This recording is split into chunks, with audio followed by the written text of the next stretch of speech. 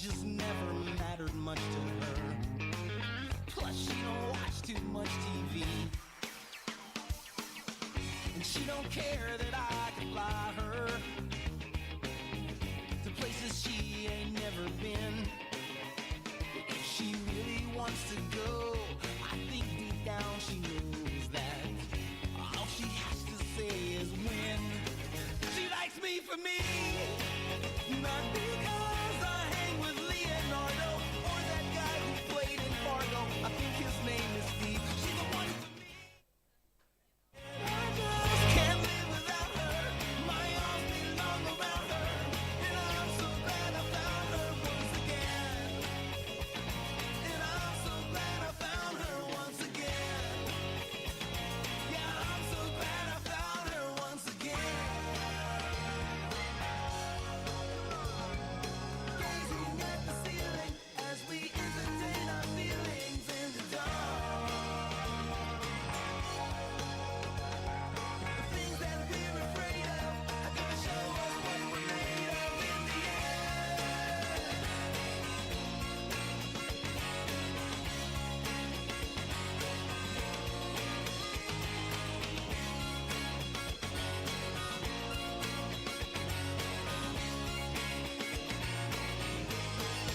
She likes me for me, not because I sing like Pavarotti or because I'm such a hottie. I like her for her, not because she's fat like Cindy Crawford. She has got so much to offer. Why does she waste all her time with me? There must be something there that I don't see. I don't see. She likes me for me, not because I'm tough like Dirty Harry. Make her laugh just like Jim Carrey. I'm like the cable guy, but what she sees is that I can't live without her. My arms belong around her, and I'm so glad I found her once again. Found her once again.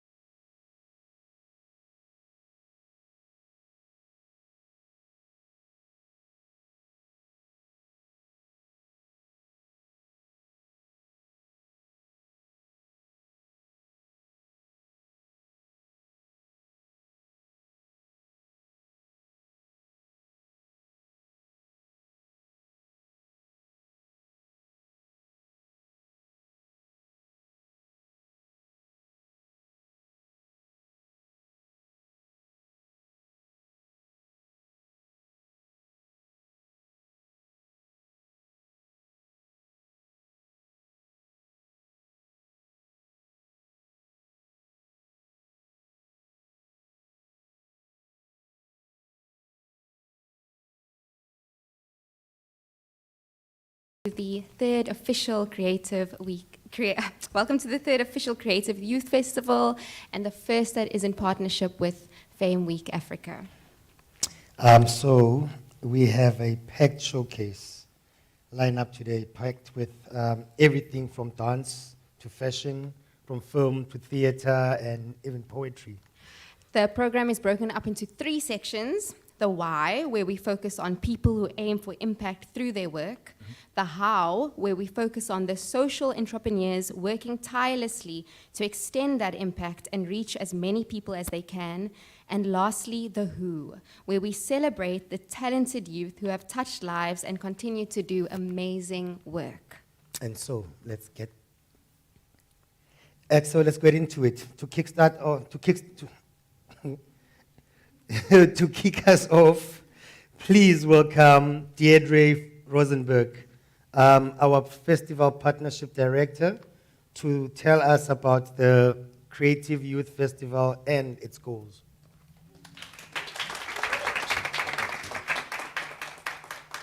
Okay. Thanks, Liza. Thanks, Fuchs. Thanks, everyone, for making the effort to be here today. We're very happy to see you. And those we can't see, who's on the other side, thank you very much for joining us. To see so much work going into this creative process for Creative Youth Festival has been absolutely inspiring. If you had told me 2 months ago that I'd be standing here representing Creative Youth Festival and that we were going to be partnering at MIP Africa and Fame Week Africa, I honestly would not have believed you. But we are evidence that anything is possible. So I'd like to share just a little bit about who we are and what we do. Real Partners is a not-for-profit company with a mission to nurture emerging filmmakers through mentorship, education, and opportunity. We run comprehensive skills programs, training initiatives with a focus on everything that is practical and connecting industry professionals with emerging talent. We're currently running 25 on our internship program. They're creative entrepreneurs as animators, writers, directors, producers, cinematographers, and editors. And they're working hard to convert what they learned at college or university into their sustainable career path, which, let's face it, is no easy task. So we collaborate with lots of people. We collaborate with SA Film Academy and other industry partners, production companies, directors, producers, associations, crew agents, government, those who continue to share, support, and encourage us. They are like-minded and passionate about personal and professional development, and they honestly love what they do, because they would not put the hours, the free hours, and the dedication, and the late-night calls into it if they didn't love what they do. We're currently running a 3-month specialized cinematography course along with Panavision, which focuses on cinematic gear, the black magic, the red, the Ari and the red. And Creative Youth Festival is our way of taking Real Partners a step further. Instead of only working with our official programs, to making everything a bit more available to a wider audience and to showcase the incredible talent. So Creative Youth Festival, or fondly CYF. C, creatives, creators, celebration, collaboration. The why, you. Keeping our focus on you, one of our key pillars, Creative Youth Festival, is for youth and by youth. And the F, what's F? So it's fresh, it's fierce, it's funky, it's excellence, because you can play with the F any way we like. So coming to the opening of Fame Week Africa, I wanted to incorporate some of the highlights that I had drawn on from the amazing panel that they had speaking to us. And one of those was that we need to be trendsetters. Companies always keep an eye on trends. What's happening with the market? How can I change my strategy so I can get more sales? But we're in the creative industry. So of course we look at what's happening around us, but we need to challenge trends and we need to set them. So we are really privileged to be showcasing trendsetters today. Thank you for being part of Creative Youth Festival. You're in the right place. Afropolitan. That's our theme for Creative Youth Festival this year. Of course, that means a lot of different things to a lot of different people. If you think of Afropolitan, what does it mean to you? For us, Afropolitan means an African mindset and a global impact that creates togetherness. We all understand Ubuntu. We understand what it means to help, to be given help, to support each other. And it's really in the creative industry what we need to make ideas a reality. So let's embrace that. Let's co-create, let's co-produce, let's create teams to create something bigger, something more professional, and something bold, capable, better than what we would have been able to do alone, so that we can set those trends.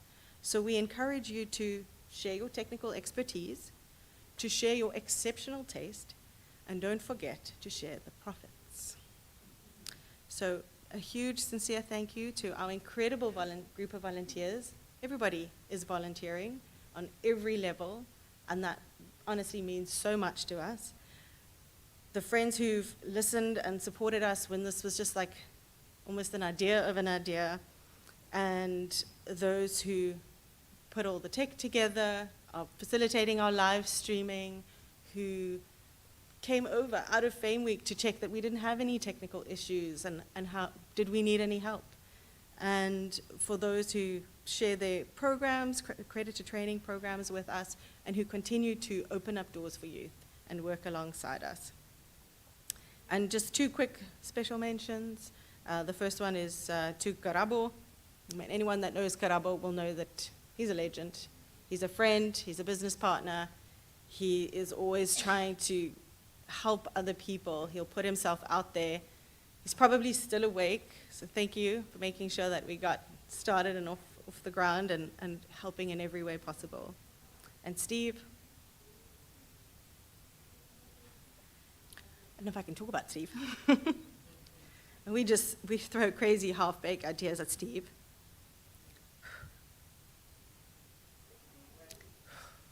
They're my performance partners. Got lots of them. See, we throw half-baked, crazy ideas, and look at our visuals. It's like all come together. So thank you very much. Please enjoy, be inspired, and create opportunities that go beyond today. Thank you.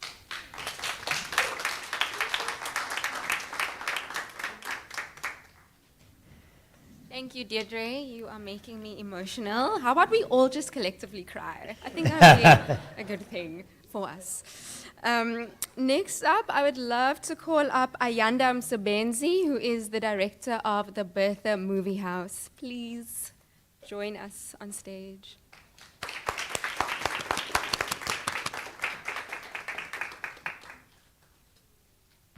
All right. Good morning. No, you guys don't look that happy. Good morning. Hello. Are you happy to be here? Now, listen, everyone. This is the first of many to come, right?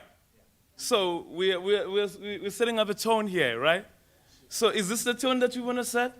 No, I think we need to take it to a next level, right? Okay, great. Good morning, everyone. And yeah, now I feel welcome. Now I feel really welcome, guys. Cheers. Yeah, hey. My name is Ayanda Msebenzi, filmmaker, and but currently I'm running a cinema in the heart of Khayelitsha, which is called Bertha Movie House. Bertha Movie House, let me say, it's a edutainment cinema in the heart of Khayelitsha. We're about cinema development, or we're about audience development, and we work with children from the age of 7, 6, up to, to a point where you're like, okay, I need to be willed now, right? To get to the cinema. If you're still able, you still have the time and energy to come through. So you can come through to our cinemas. And one of the things that we do, we basically show a movie after a movie and basically have a conversation. And I believe that we all want that experience. When after watching a movie, you just go like, "Oh, that was a beautiful movie, but what is the director trying to say actually?" I didn't understand that. That's what we get to do actually, is sit down and converse and talk about it. We have really different perspective in everything that we say. Painting and all that, we basically have different perspective. And so we then discuss the movies and also, try also develop, trying to inject kids with, with the love for cinema, other than just going and partying. So we're trying to introduce something different in that community. But also one of the things that we do as well, one of the things we do, we slowly trying to develop young aspiring filmmakers. A number of them have came to me and said, listen, I have this project that I've done. And when you look at it, I'm going, yeah, ne? Instead of, one of the things that has actually taught me, instead of saying, no, this is not good, I say, how do I assist you, to make sure that the next product that you produce is better, so that we can show it in our screens. So we've actually hosted a film experience where a number of filmmakers, the likes of my friend Dade Ray, who came through, Siatemba, and a number of them actually came through and gave their time, and share the knowledge they have with these young people who aspire to be, filmmakers. So that's one of the things we're also doing. We're also looking at doing other collaborations as well. So if you have a project out there that you want to do or that you are doing, and you're looking for a cinema to screen it, give me a call, It has to be good, though. Hey, it has to be good, So, but yeah, we are more than welcome you are more than welcome to connect afterwards and talk. If any other activities or festivals that you are doing, I mean, we host the encounters as well. We host the encounters. We host the European Film Festival. We hosted the Best Fest, this year. And so if you have something out there that you want to do, please, come through. We're more than welcome to collaborate and work together. And yeah, thank you so much for, to Dre and the team for inviting us, for partnering with us as well. I mean, as we speak now in Khayelitsha, they are actually watching us, so, and they're connecting with us and with us. Thank you so much. Cheers. Yeah, thank you very much, Ayanda. And yeah, indeed, you've done a great job there. I can vouch on that. Yeah, definitely. I've been to one of the screenings. I've been to the venue. And I know from the past to what it is now, the difference is there. I see it. And I'm sure I'm not the only one. Thank you very much for that. Thank you very much for that. And now, guys, moving on. Our first performance will be coming from the Waterfront School of... Waterfront Theatre School. Still getting tongue-tied. I'm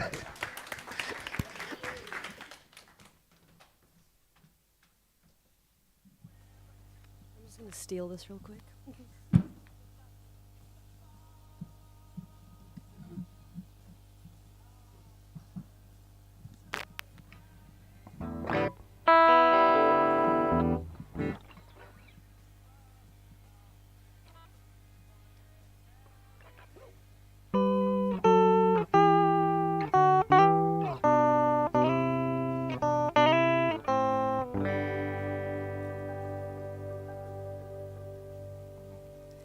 Our world's gone quiet tonight.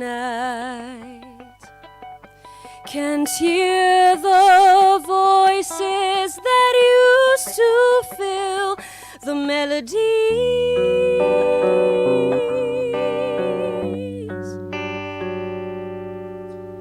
Nothing seems in place. Any move can break these flimsy sails.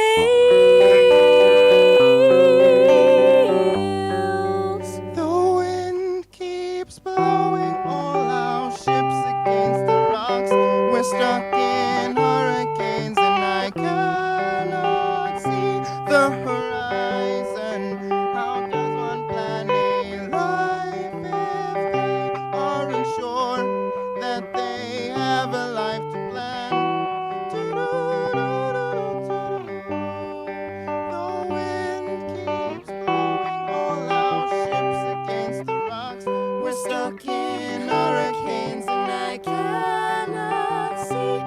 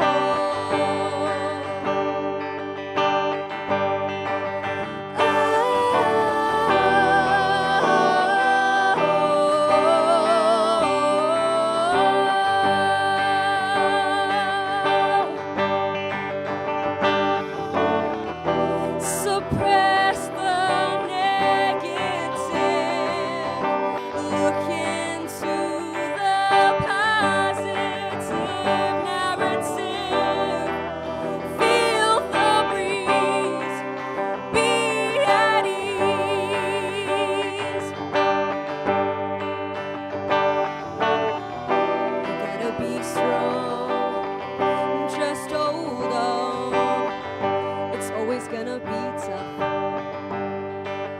Oh, keep on breaking free from all this pain. Oh, keep on breaking free from all this pain. Oh, keep on breaking free from all this pain to find yourself again. Stay adrift. Whoa.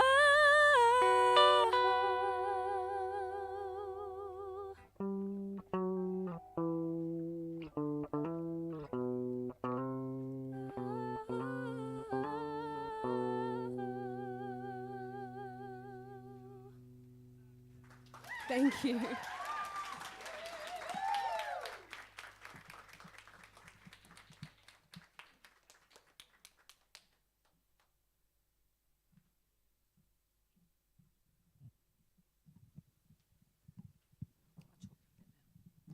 I'll talk here. Right. Hi, everybody. I'm Delia Sainsbury, and I am the founder and managing director, it's a posh title, of the Waterfront Theatre School. And it's our 30th anniversary this year. We've been in Cape Town for 30 years. And we're still here. Yeah, it is an achievement. Through COVID, through the lot, we're still here. Putting this in context of everything that's happening today, this is all about the furtherance of youth, the development of our youth, and collaboration. We've got to really push these young people forward in the creative arts, whichever area they are going into. And because of that, we sort of rebranded. We've always done this, but we didn't really put an official sort of stamp on it. So from the sort of performing of singing, dancing, and acting, which is necessary to be the triple threat in our profession, we rebranded to perform, teach, create. Because if you're going to have a future in this industry, we've got to be able to do everything, as you know. So the perform side we take for granted. We do all of the dance forms, as you will see, classical ballet through to jazz, to tap, to street dance, to contemporary dance. And then, of course, there's the drama side of the school, and we are expanding into film and TV, which, of course, we had to. We had to learn our lessons during COVID, to move into Netflix and all the other things that we hadn't even thought of, and to give our students performing opportunities in film and television as well as on stage. And then there's the teach side, that we facilitate the examinations through the Imperial Society of Teachers of Dancing London and the Trinity College, also UK, both UK-based, and we facilitate those examinations right up to higher teaching levels. And then there's the create side. Yes, if you're going to earn money, you've got to be creative. So we do industry preparation. We try to prepare them as much as we can to go into all aspects of the industry, right across the board, to event management, to TV presenting, to being on stage, backstage, wherever they're going to be. So I'm not going to hold you up any longer because the students' performances can speak for themselves. I think you're going to see the diversity of what we do to a large extent. And thank you for being here this morning. Thank you for asking us to be part of this creative platform. We're very grateful to be able to share this with you. And if any of you can make use of our students in the future, as I said, it's all about collaboration. So we are here for you, you are here for us. So let's see what we can all do in the future. Thanks, everybody. Are you okay with that there? I'll put it on the floor.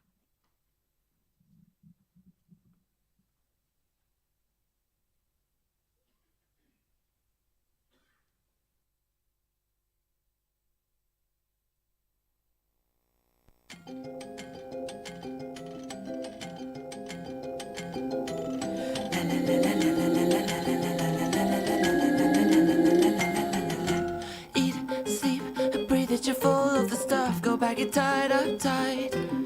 Wheat, meat, dairy, you know? Go on while no one's looking. Got you now. Caught red-handed in the biscuit tin. Cause you to keep me quiet.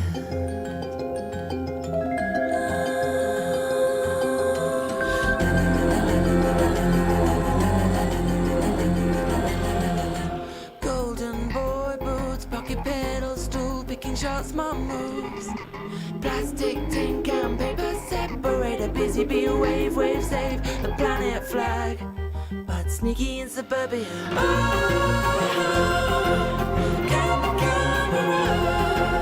Hook, line, and sinker for the four-wheel drive. Cause you keep me quiet. Keep me quiet. Keep me quiet.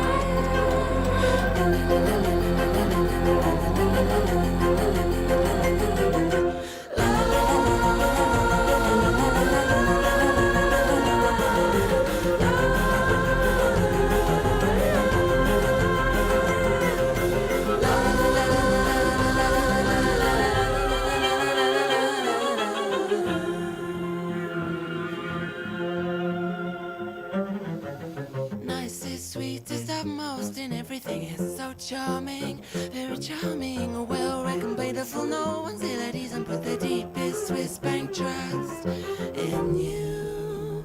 No one saw it coming.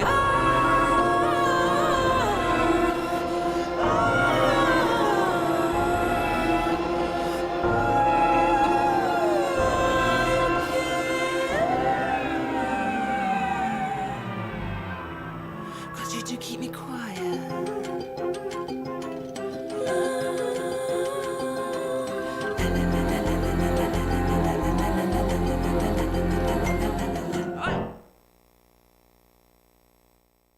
Somebody once told me the world is gonna roll me. I ain't the sharpest tool in the shed.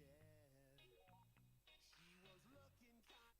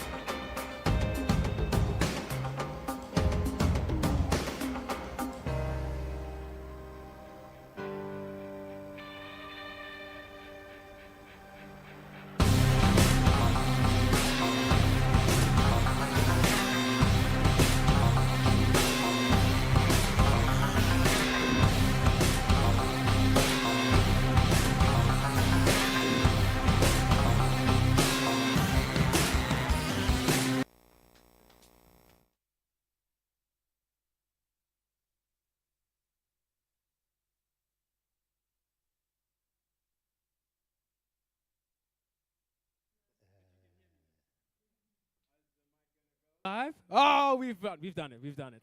How's everybody doing? Everyone well? Wonderful, wonderful. I hope you're having a good time. My name is Nkosi Nati, and the piece that I'm going to perform to you today is a piece of poetry by a fantastic writer and performer by the name of Harry Baker. If you enjoy this, go look him up after this. You'll love all of his stuff. I wish that I could take credit for writing it myself, but that would be illegal. So here we are. So without any further ado, this is Paper People. I like people. I would like to have some paper people. They'd be purple paper people. Maybe pop-up purple paper people. Proper pop-up purple paper people. But how do you proper pop-up purple paper people? I hear you cry. You see, I would probably pop-up purple paper people with a proper pop-up purple paper people clip, but then I pre-prepare appropriate adhesives as alternatives, a cheeky pack of blue just in case the paper slipped, because I could build a pop-up metropolis. But I wouldn't want to deal with all those paper people politics, paper politicians with their paper-thin policies, broken promises without appropriate apologies. You see, there'd be a little paper me and a little paper you, and we could all watch paper TV and it would all be pay-per-view. Or we could watch those poppy paper rappers rap about their paper package, or watch paper people carriers get stuck in paper traffic on the A4.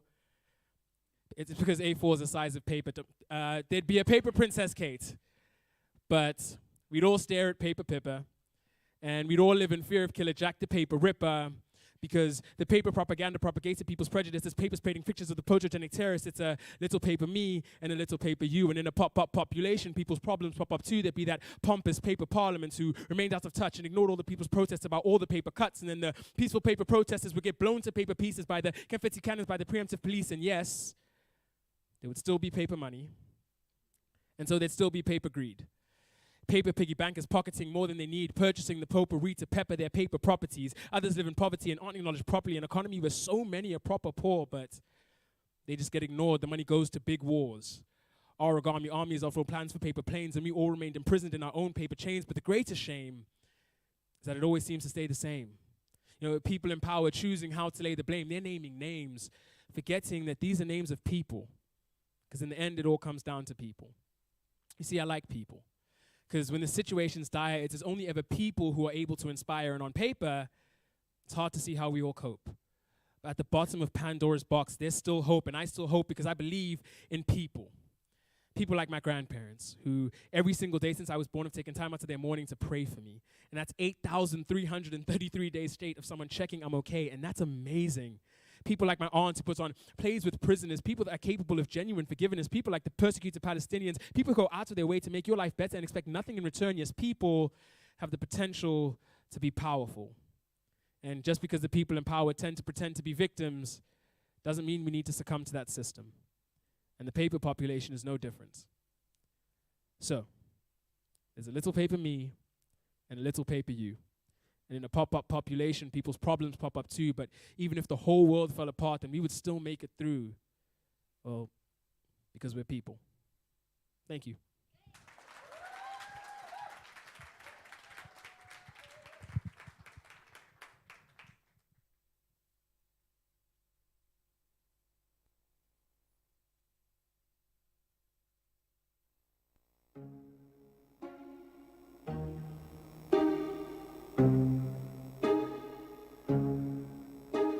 I'm jealous, I'm overzealous.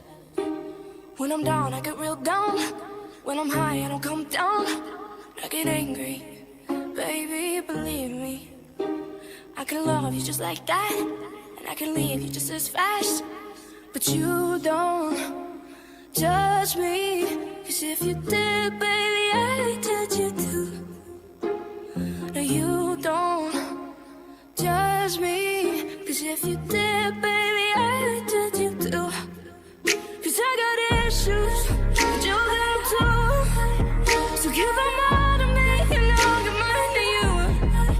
Bask in the glory of all the problems, 'cause we got the kind of love it takes to solve them. Yeah, I got issues, I got issues. You got them too. 'Cause I got issues, but you got them too. So give them all to me, and I'll give mine to you. Bask in the glory of all the problems, 'cause we got the kind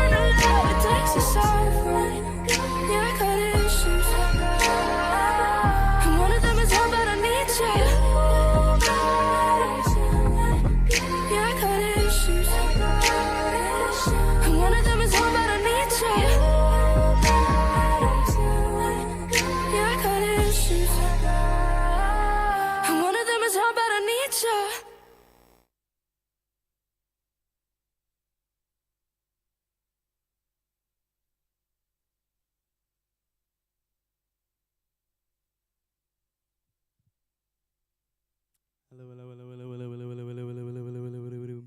Hello, hello, hello, hello, hello. Can you hear me? We good? All right, let's go.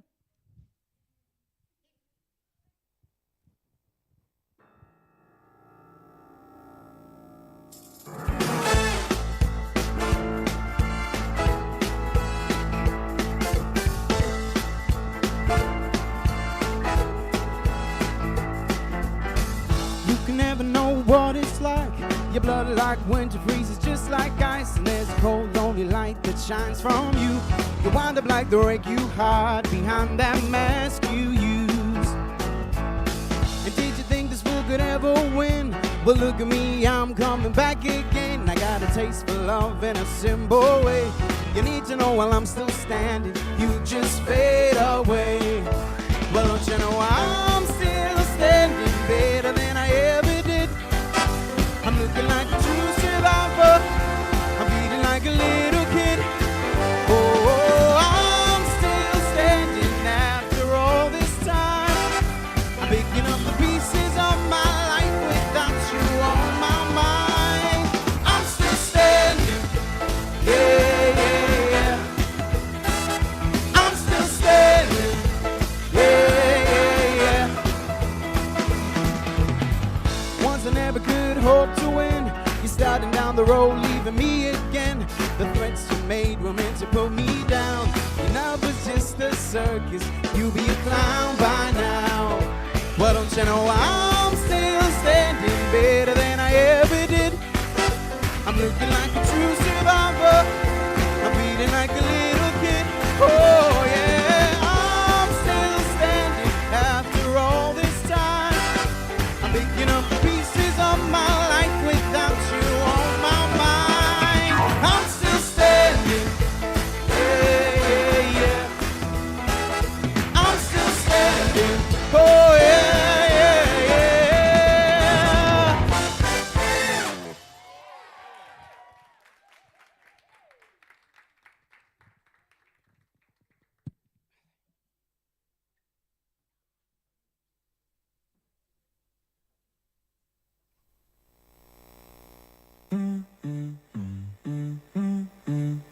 That's the motto. Throw back with no chaser, with no trouble. Up in that moment, baby, let's make some bubbles. Puffing on that gelato. Wanna be seeing double.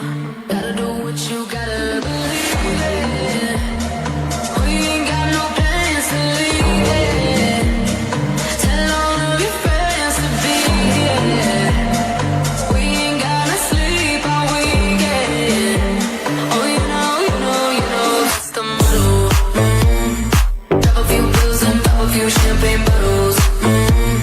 Throwing that money like you just won the lotto. We've been up all damn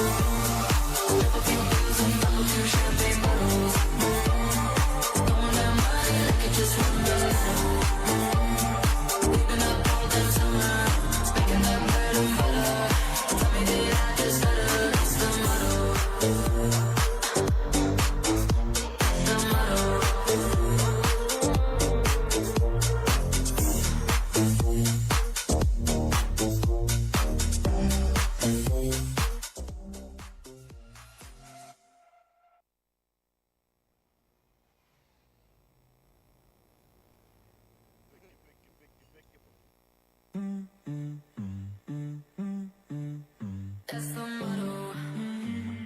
Throw back with no chaser, with no trouble. Popping that Moet, baby, let's make some bubbles. Puffing on that gelato, wanna be seeing double. Gotta do what you gotta. Okay, thanks. Just want to say thank you to all the kids. Today is supposed to be their half-term holiday. So the fact that they've given it up to come here, thank you. Thank you. Thanks. And if any of you want anybody for a corporate event or 2 or 6, then you know where we are. Thank you.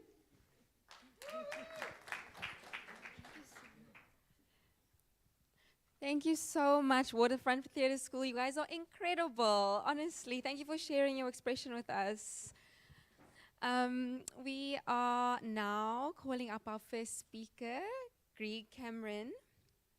By day, Greg Cameron is a mild-mannered writer and director. He was head writer on Moose Box for Nickelodeon, wrote and directed 4 seasons of Super Strikers, broadcast on Disney XD, and has written for Mookie and Trunk and Urbu, The Adventures of Pax Africa. He has just finished his feature film debut, writing and directing SEAL Team for Triggerfish Animation Studios. By night, he is a dreaded devourer of many exotic cheeses. Some say too many, but that's just because he ate all of theirs. Please come up, Greg Cameron.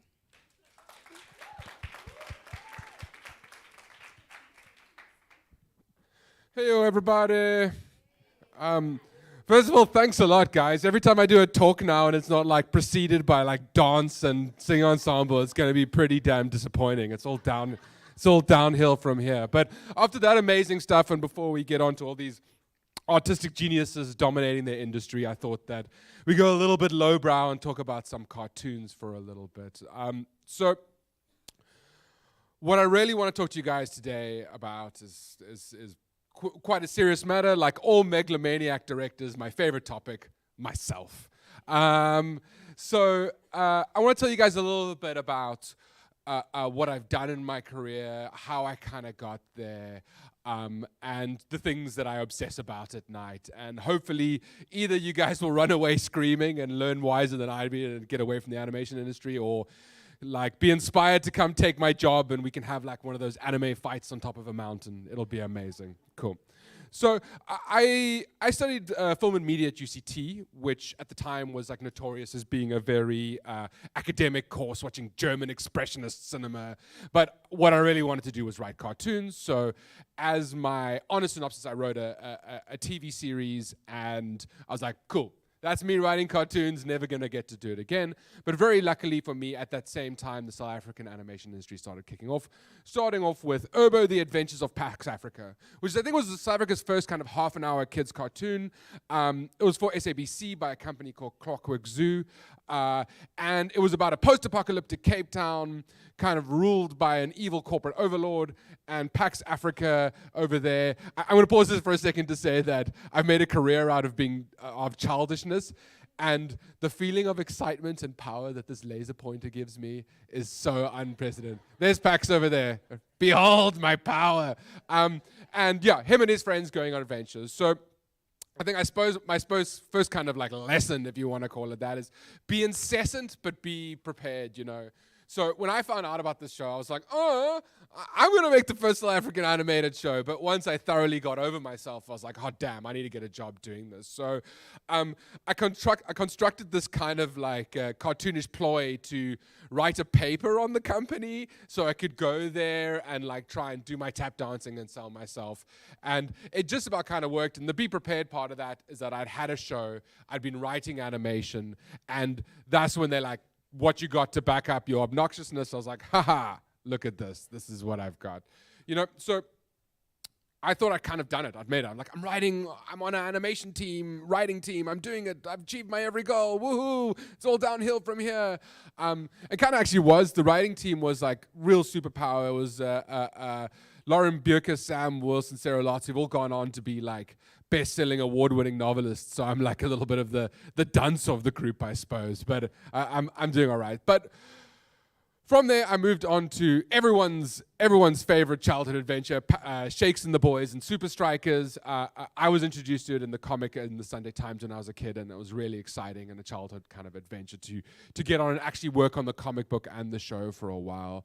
And, you know, when I got there, I was like, I'm an animation writer. I do the writing. But Striker was a place where, like, it really encapsulated, like, the indie environment where everyone was doing everything, you know. The people were writing and directing and, you know, doing scratch voiceover and all of these things. And I quickly realized, like, you know, after being hesitant and being like, I'm a writer, I don't do these things, you know.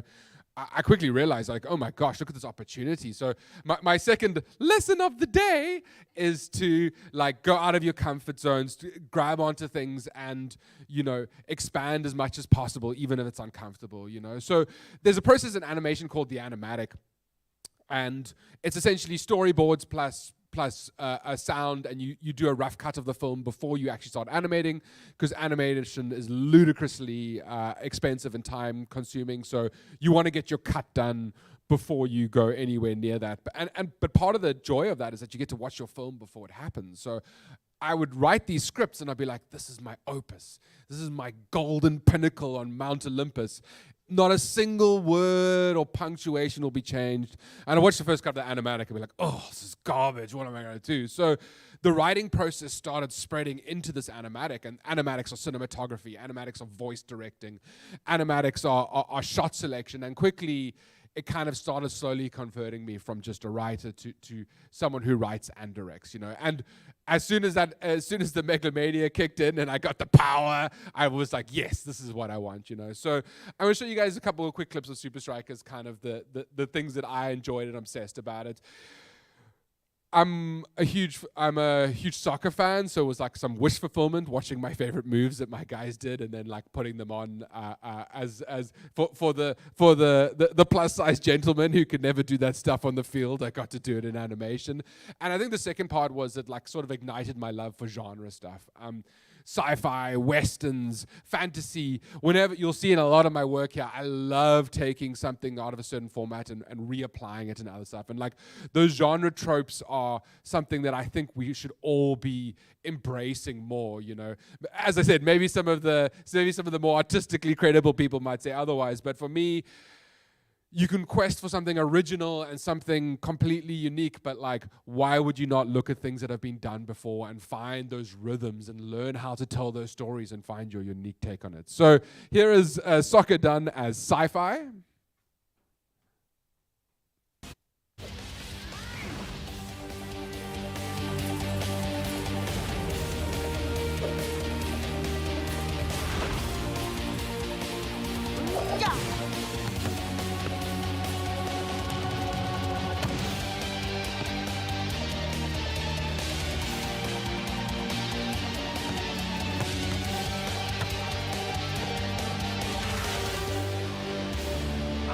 Come on, give me a break!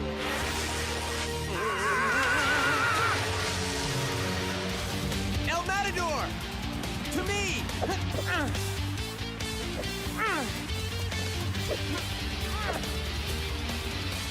Here it comes, Shakes!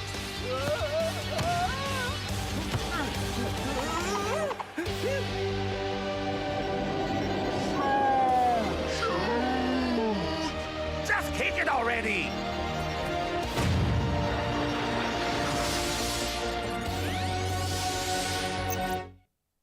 Oh my, that dramatic pause. What happens? Do Shakes and the Boys survive to make another 700 episodes? I think they do. Cool. Yeah. So I mean, that's kind of like our take on a Tron version of soccer playing inside a computer game. It's also, you're going to see a long theme of my romance with 80s synth music, which kind of begins there and will carry on throughout the rest of the stuff. But yeah, it's really an example of how you can use genre stuff and to play around with the format you're in. The second one here is also from Super Strikers. It's a little bit sillier. Theme park mascot westerns. Oh, goodness gracious. Says no. Are you going to request access, or do I have to?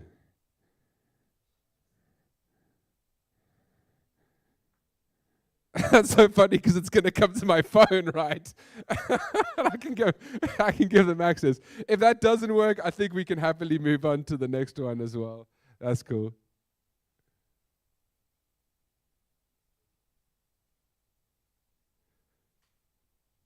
Cool. Let me go move on to the next one. All right, which takes me on to Moosebox, which was a series of short 2-minute animations done for Nickelodeon. The amazingly talented animator, storyboarder, writer, director, everything man Mike Scott had pitched this and turned it into a full thing. And like some kind of like a ghost or poltergeist, I haunted him until he brought me on as head writer onto this show. And it's about a moose and a cat box, which is, I suppose, exactly what it sounds like, a cat that's also a box. And they live in a video game world going on these short adventures. And the two things I kind of want to talk to you guys about with this one is, first of all, about like playing around with different formats. And, you know, when I started out in the industry, it was like, 22, 11, or hour feature. But I think especially now that you're seeing with streaming and stuff, that a lot of those things have been unlatched, and you can tell short form stuff. I mean, Netflix is posting little shorts and stuff all over the place. So like when you're telling your stories and when you're looking for your stuff, don't always feel like you need to shoehorn it into something that doesn't work. It can fit in these short things. The second one, and maybe more on the kind of career path stuff, is that part of that process on Super Strikers, where we were directing these animatics, was doing the scratch voice, which is a placeholder voice so people can do the lip sync to it before the actors come in, or sometimes when schedule's done. And like partway through that process, I realized like, oh, geez, I really like doing voice acting. It's so fun. It's so freeing. Like, and cartoon voices are one of the most fun things you can do. So maybe maybe the lesson here is about misusing your directorial authority to cast yourself and stuff. But the actual one is about expanding your horizons and constantly trying new things here. So this is an episode of Moosebox where I actually did my first bit of voice acting in it. Yeah, please don't deny me access. Excellent.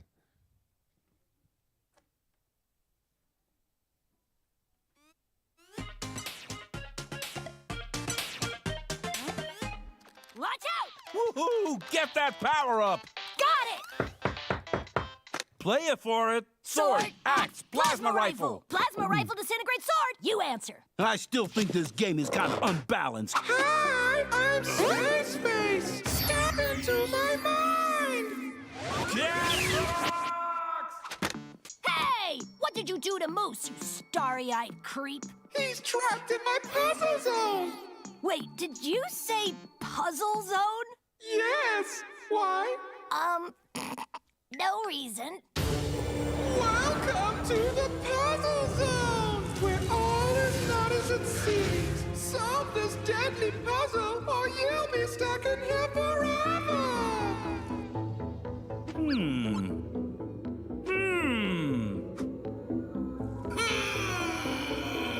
So, you think you solved it? Hey, I put a lot of effort into this. Sorry, that was just really hard. Then try to solve this puzzle. Difficulty 6 and above. Really? Surely you can solve this.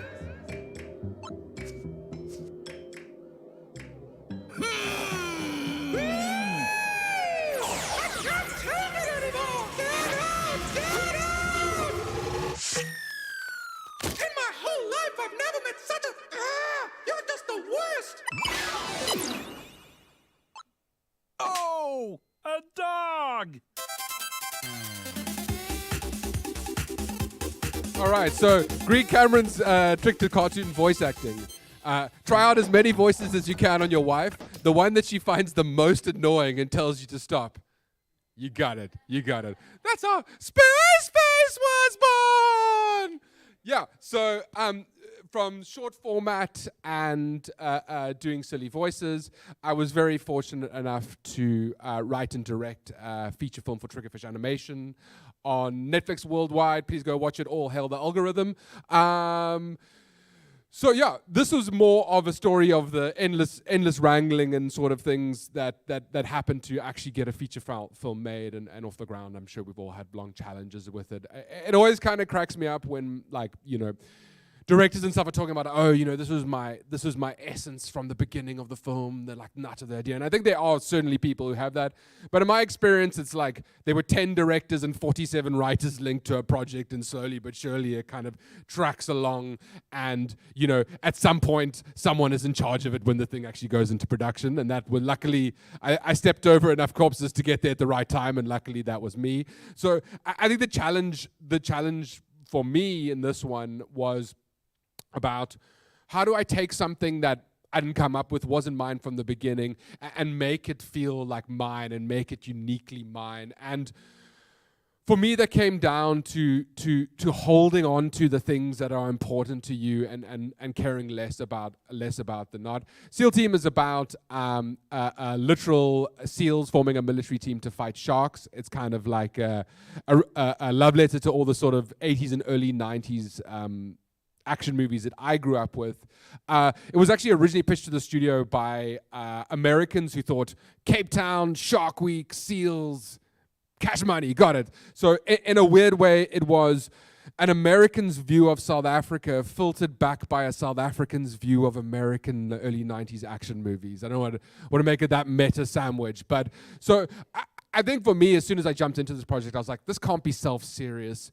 This can't be like jingoistic, you know. I don't want to make a military movie for kids. I want to make a fun, silly, over-the-top Saturday morning cartoon adventure.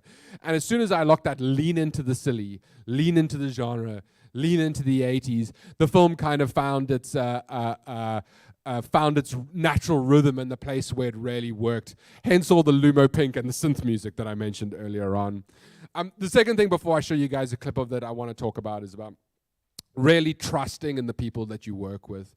Now, CG animation, I'd worked mostly in 2D, and this was my first time jumping into the world of 3D, and it's bazonkers. The more I learn about it, the more I'm like, why did someone decide this is a good idea? Extremely complicated, extremely technical. There's a huge amount of artistry that goes into 2D animation, but 3D, you know, like sometimes your characters just can't move, or like they turn their head in a weird way and their face disappears like some kind of Cronenbergian horror and like appears on another part of their body. So feeling the frustration as a creative lead, being like, why can't I just do the thing? But then trusting the solutions that the people around you give you. And a lot of that stuff's kind of reflected in this scene, which is, I mean, you can't have a cool military action movie without some cool suit up and gear stuff. So here's a little clip from Switch's lab. Before I do this, Reza, you said you would shepherd staff me off the stage when my time is run. Am I rambling? Am I doing okay? Excellent. So I've had to improvise with some unstable experimental biotechnology. Unstable experimental biotechnology. They know, Senor Echo. They know. I just told them. Oh, sorry, my bad. Oh, clam grenades. Oh, excuse me. Oh, watch out. Electric eel bolts. Just what you need. Buffer mines. Watches for synchronizing. What is this? I love you. Ooh, Barazuka. Yeah, well, that one works better underwater. And you've already seen the pistol shrimp. He's kind of cute. No, are you insane? That's one of the most dangerous weapons in here. One click of his claw and oh. Anywho, moving swiftly on. Now this one is super exciting. This is my latest project. Activate Octosuit. Embarrassing. Oh, sorry, you gotta do the voice. They love the voice. Activate Octosuit.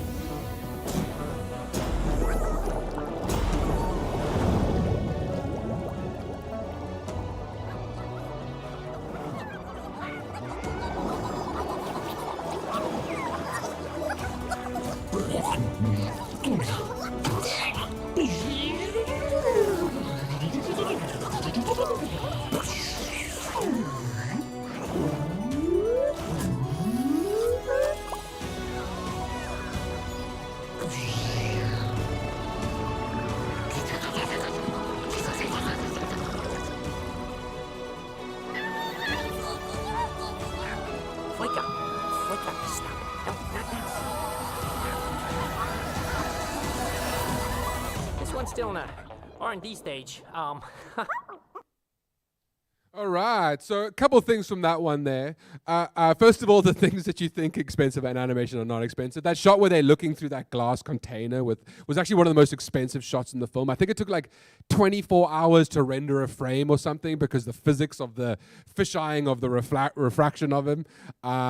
It looks amazing though. And also about where to hold on tight and where to let go. There's that Barazuka joke, which I was so determined to get the rights to the song Barracuda. Unfortunately, producers were like, we're not licensing this big song, so you can use it for 3 seconds as a gag in your stupid scene. I was like, fine, fair enough. But Switch doing his own sound effects at the end was one thing that I refused to let go. And almost every stage of the process, people were like, you sure? You sure about that? I was like, yes, it'll be amazing. I can tell by all your steely silences that you guys loved it almost as much as I did. So that was SEAL Team, and currently I am showrunning a show called Twende about a East African boda motorbike taxi, pangolin motorbike taxi driver, kind of like the dude from Big Lebowski if he was a taxi driver, and yeah. That's kind of where I am now. The lesson that I suppose I'm learning from this one is that if you take time off to go to the Fame Festival, they can't tell you that you're skipping work, I suppose. But it's also about, showrunning, I suppose, as opposed to directing, is about allowing the talented people around you to do the stuff. So it was easy for me and SEAL Team to be like, I don't know hecking anything about comp or lighting, so you guys go be amazing. I'm cool with that. But now when I've got a team of writers working for me, it's about that thing that they did may not be exactly how I wanted it to be. Sometimes it may not even be as good as I want it to be, but that doesn't matter because you have to allow other people to express themselves. And sometimes the more you hold on, the harder you make your own life because you don't allow people to grow, and the closer you push yourself to a nervous breakdown. And on that cheery note, are we doing questions in this thing, or are we done and out?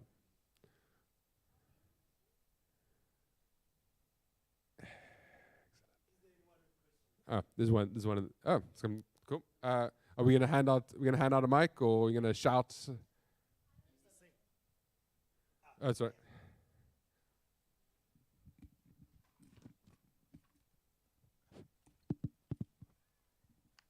You can see that doing PowerPoints is not one of my directorial skills. You can see that one. Use my laser pointer again. You can see over there that it's. I can't even do the laser pointer right. Oh, failure all around.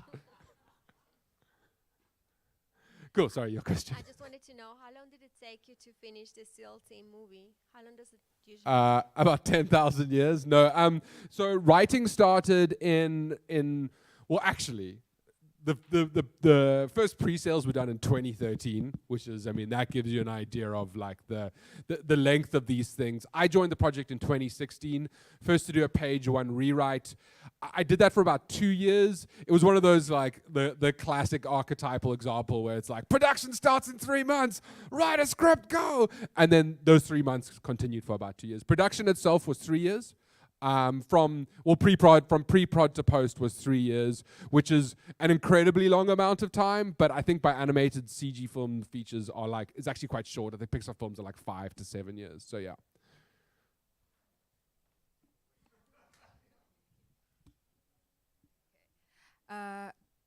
Yeah, it's on, right? Okay, it's fantastic. Hi, that was a fantastic presentation. Thank you so much. Thank you.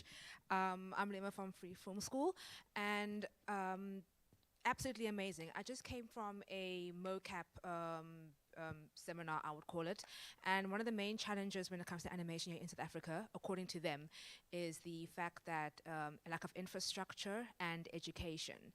I would just love your opinion on the state of animation, no matter if it's with 2D or 3D, or rendering, or any sort of buzzwordy sort of state of things here in South Africa.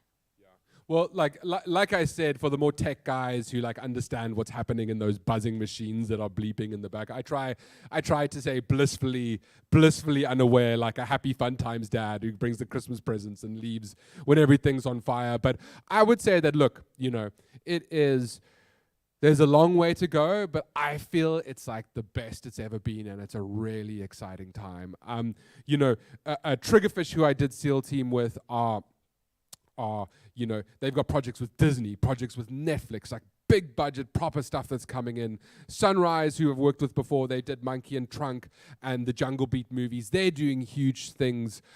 Mind's Eye, we're doing Twende, we're doing a full series of the show, and there are all kinds of other companies that are jumping up and doing cool projects. So one of the weird sort of COVID's and I suppose general globalization things has been that now those projects are coming in. So the thing's here, but now you're also competing with your lead artists being able to work from home and earn euros or whatever. So there is this challenge. But it seems like an exciting challenge that, all the studios are hungry for artists. They're like hungry for technical people. They like gobble them up. You just go to the animation school final year project has become more and more like a fight club between the producers as I've gone along, as people are going for talented stuff. So I think we're maybe like 1 or 2 steps away from having that overseas system where there are 3 or 4 big studios and the artists do that kind of circular route where they're always working on projects, but it's pretty close to that, and I think there's lots of opportunities. All right. Cool. Lovely. Thank you so much, everyone. I hope my rambling has been of some use to you, and have a good day further.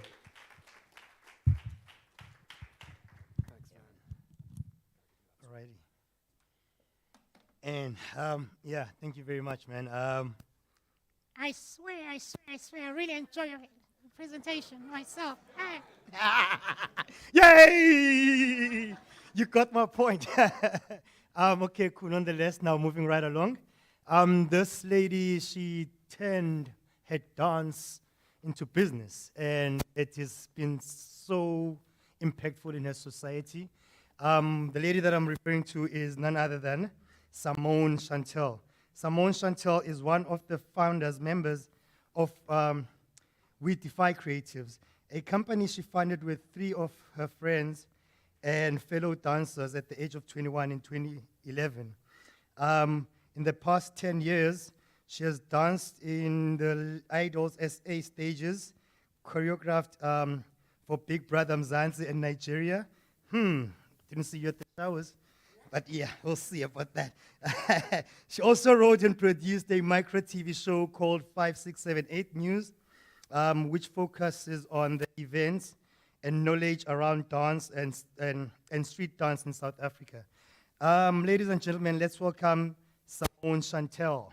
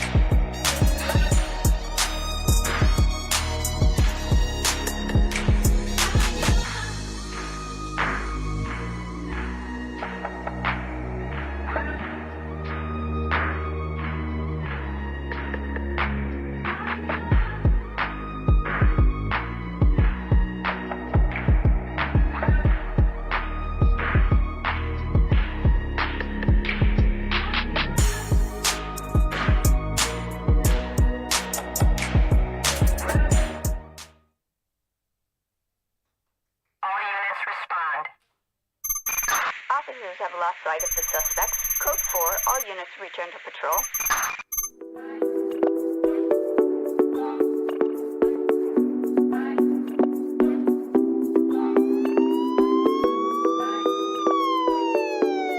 All units return to patrol.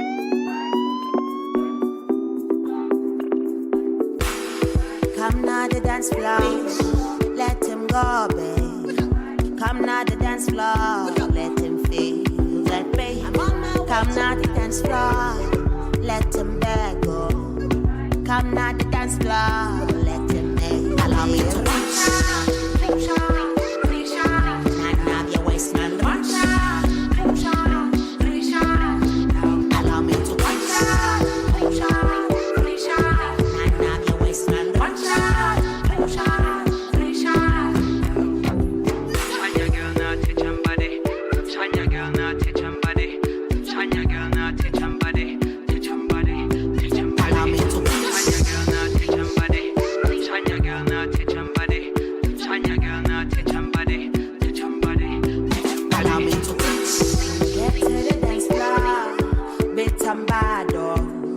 one that bad thing, 'cause he might be the gallus on that dance floor.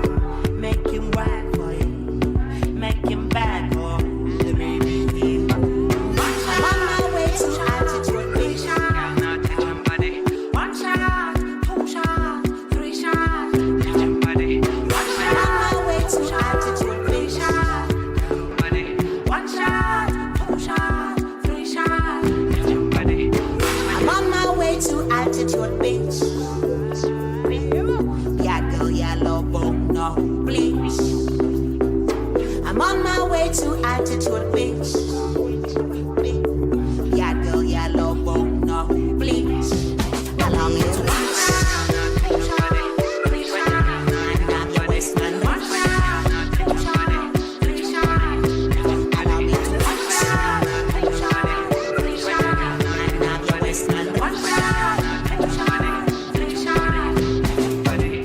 I'm on my way to altitude, bitch. Yeah, girl, yellow bone, no bleach.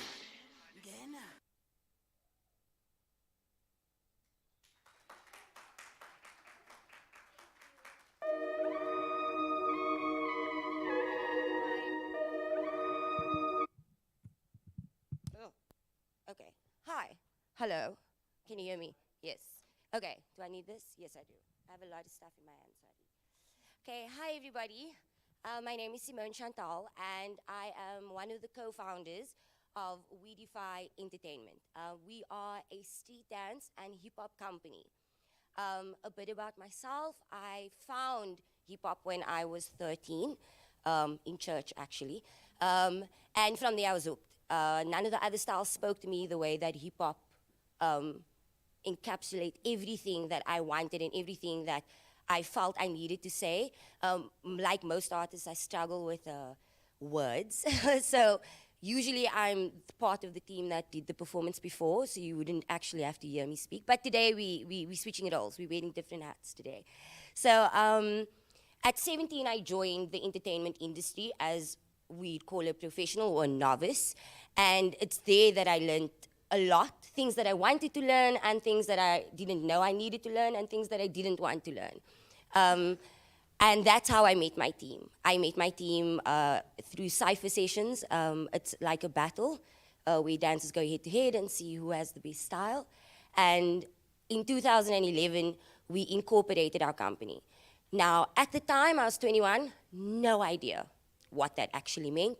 No idea how to run a company, no idea what it meant to actually be a leader or what it meant to actually run a professional and profitable and sustainable business. But we moved on. We figured it out as we went along. And in 2011, we started out with 4 dancers who happened to be my friends at the time. The reason for this was because there were no hip-hop institutions for us to go to, meaning that there were no schools for us to go and study hip-hop. There was no school to go and study popping, no school to go and study locking, whacking, house, animation, robot, the list goes on. There are over 49 different street styles, and that's besides the one that we put under the umbrella of hip hop. So there was so much information out there, but there was no way for us to go.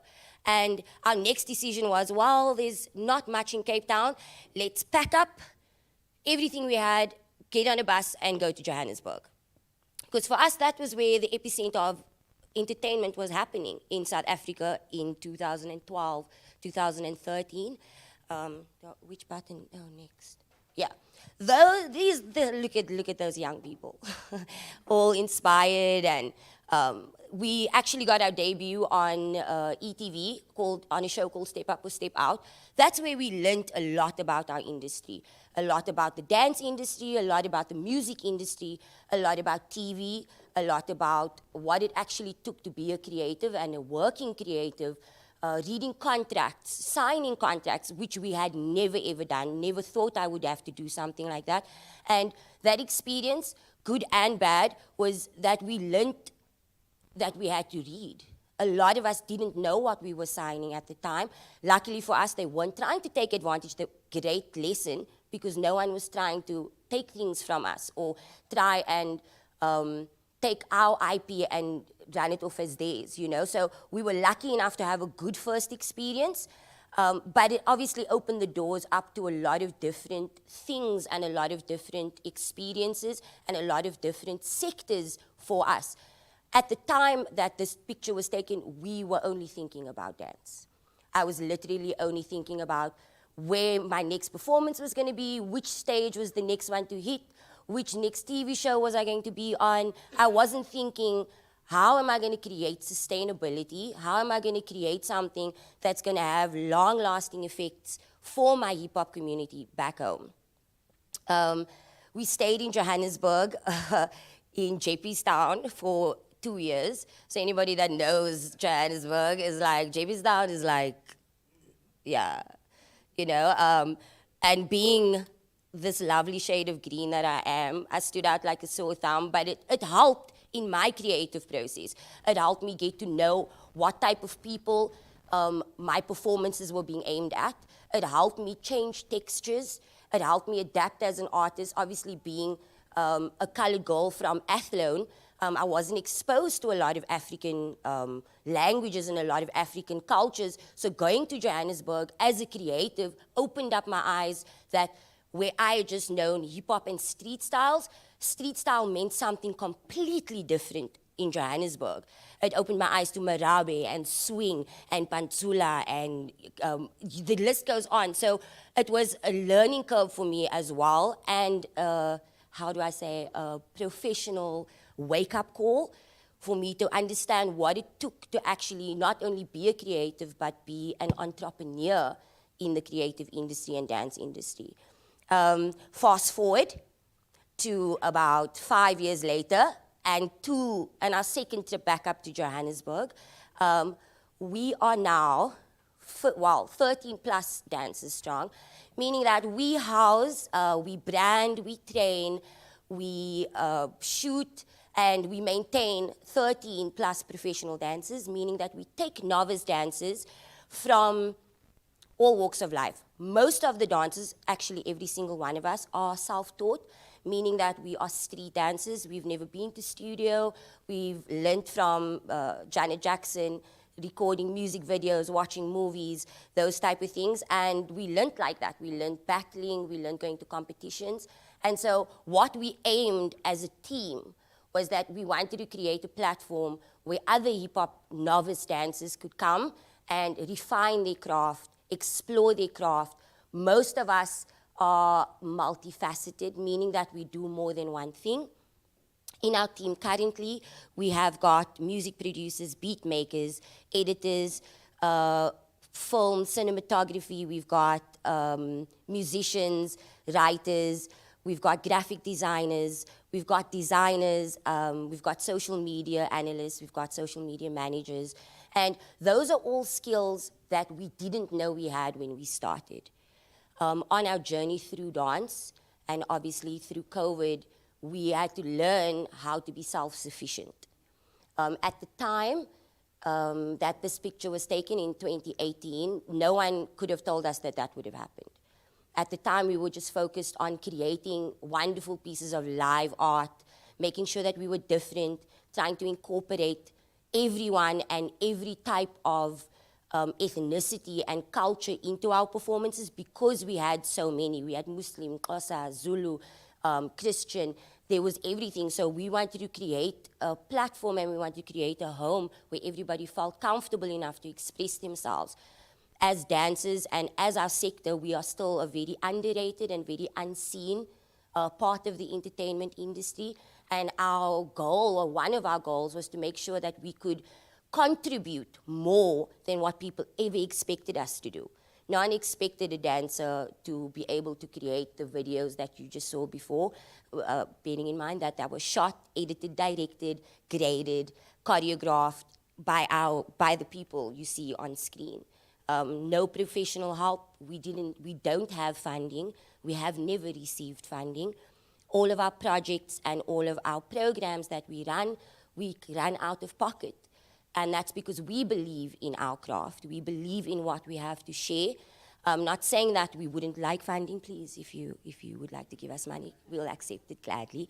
But for us, it was more about what we wanted to say and how we wanted to say it, and without anybody putting us in a box and telling us how we could and what we could say. So in 2019, 2020, when COVID hit, these skills were there, but were very untapped, very raw, very, how can I say, not where it's supposed to be or not what we envisioned for our company.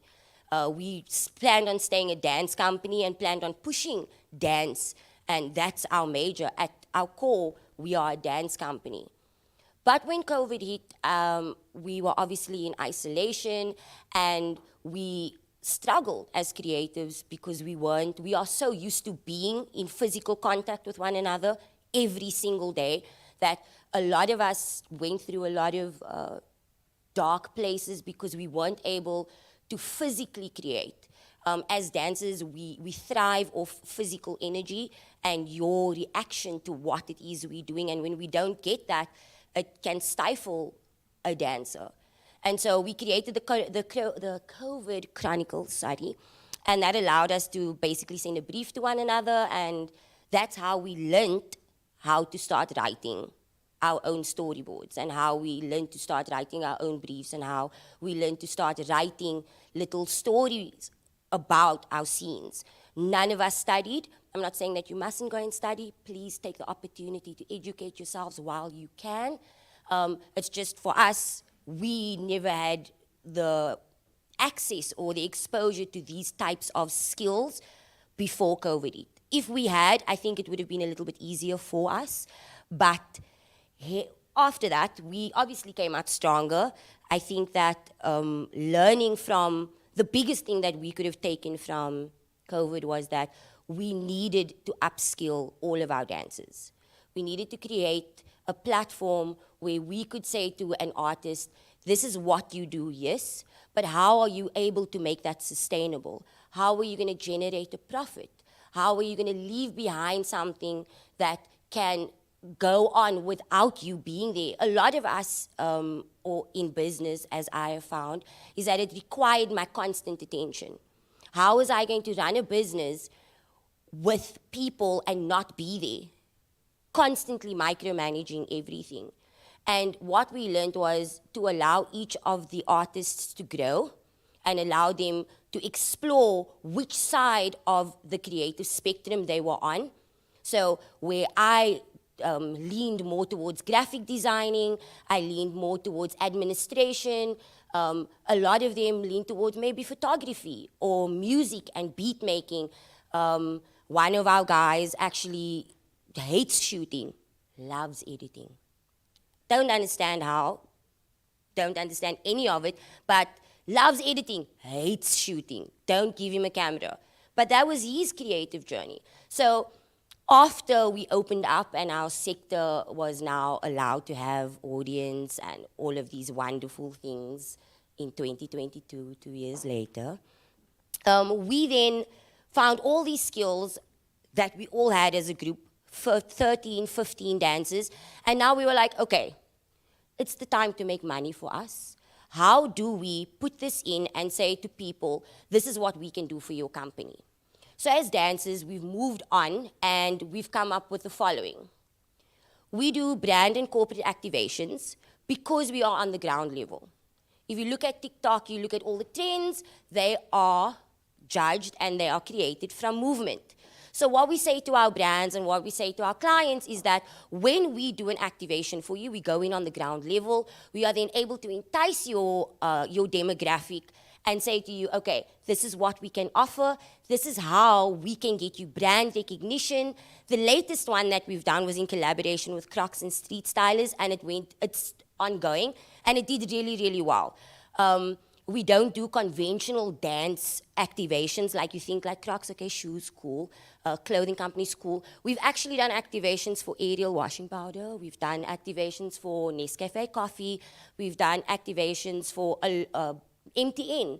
And the reason for this is because we are able to grasp and keep attention for a long period of time.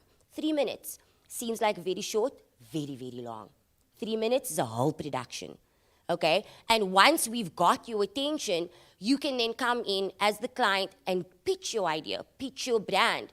That way, we help you create a home, what do they call it?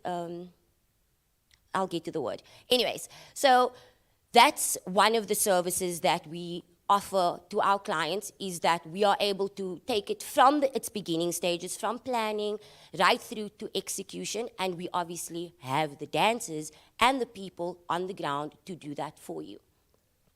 The next is creative direction and styling. Creative direction is a very, very vague term for choreographing or directing movement. After choreographing for a few commercials and choreographing for a few movies, we found that a lot of them didn't understand basic movement, getting from point A to point B in a certain amount of time without crossing the camera, without crossing in front of everyone. And so what we realized is that this is a skill. It's a service that we are able to offer, and it's a skill that we are able to teach. It's something that adds value and saves time when you are on set. So instead of everybody fumbling about one another, masking one another, walking in front of frame, walking out of frame too soon, we are able to choreograph that, and we are able to teach other people how to do that and implement it when they are on set as well. The next is planning and logistics. You think, how are dancers going to do this? 1 to 8, our best friend. You know, we can get from point A to point B 100 different ways. And so you obviously want us to come and show you how it is you can skin a cat in 100,000 different ways. We help you with the idea, getting the idea out of your head onto paper, getting that paper into a presentation, from the presentation into an actual mock, from a mock into whatever that may be, either product, service, a film, an advert, an idea. It doesn't matter what it is. Because we understand movement and time, we are able to take that for you and say, okay, how do we take your idea and make it tangible? Right? Music and dance were never tangible things until we put it into practice. And then social media and planning and management. This obviously is a new trend, and in the last 5 years, it's obviously become part of our law. It's become part of our daily life. So any creative, I would really advise you to look at your social media. If you use it for your personal gain, that's fine, that's great. But as someone that books dancers and books creatives, we go to your Instagram first. And it is your platform, yes, but it's also your profile. You know, what you put out into the world is how people are going to see you. And that's something that we had to learn very, very quickly, is that how we portrayed ourselves and what we put out was the first thing that people were going to think about us. You know, most of us didn't go to school for the things that I'm standing up here talking to you about. We've been very blessed to be skilled and to have a team of people that support us, where we could nurture these skills. But for most of you that are going into the working field as novices, or for people that are working in their current field, you know how important it is when people search you and a little bit of things pop up. So make sure that you are conscious about the things that you post, not only about yourself, but about the work that you are doing as well. We do music and production as well, from beat making to mastering. We do editing, we do shooting, not on a film level, okay? We do it on a very, very small scale, but we help generate content. We help get your brand out. We help brand our dancers. We help make sure that each creative is a brand on their own. I said a lot of things, but these are basically the industries that we have branched out into the last 3 years. Taking 2020 out because 2020 doesn't count for anyone. So skip over 2020. So over the last 3 years, these are the industries that dancing has opened up for us. Something that not a lot of people thought was possible, something that a lot of people told us would not be possible as hip-hop dancers, because we weren't even the most popular form of dance. You know what I mean? We were like the back-end people had no education in it. We didn't study dance. We didn't study styling. We didn't study any of these things. So being able to contribute as a creative and as a dancer to these sectors and make money and allowing me to employ my other dancers is wild. To break it down for you guys, it's absolutely crazy that people pay us to do this, you know? And so for all the striving dancers out there, keep on, you know? Then what you saw in the beginning was We Are Artists, just one of the scenes from our, I would say our show. It's a variety show that we put together and that we conceptualized during COVID. The one that you saw earlier was our basic need to go to the beach. Because we weren't allowed to go, we had this crazy idea of what if we escape prison just to go to the beach, you know? And from there, it actually developed into this whole scene. And of We Are Art, there are 13 scenes, which we shot, edited, graded, everything ourselves. We only made use of South African artists. As a team, that's one of our pillars, is that we love American music. No offense to anyone out there, we love y'all. But we are proudly South African, we're proudly Cape Townian, and we feel that because we are so talented, we need to help shed light on what is happening, not only in our dance communities, but in the music industry as well, you know, in our fashion. So everything that we do is sourced locally, by locals, for locals. You know, we try and create an economy, and we know that we can't do that alone. It takes a group of companies, it takes a group of people for us to create, number one, an economy, but a sustainable economy where we can all flourish and make sure that all our companies and all our brands are recognized. That was the branding of it. The idea was kind of like Baroque period, if I had to go into like a museum vibe with the paintings and all of those things. And then obviously being hip-hop dancers, just like spray paint all over that and see what would happen.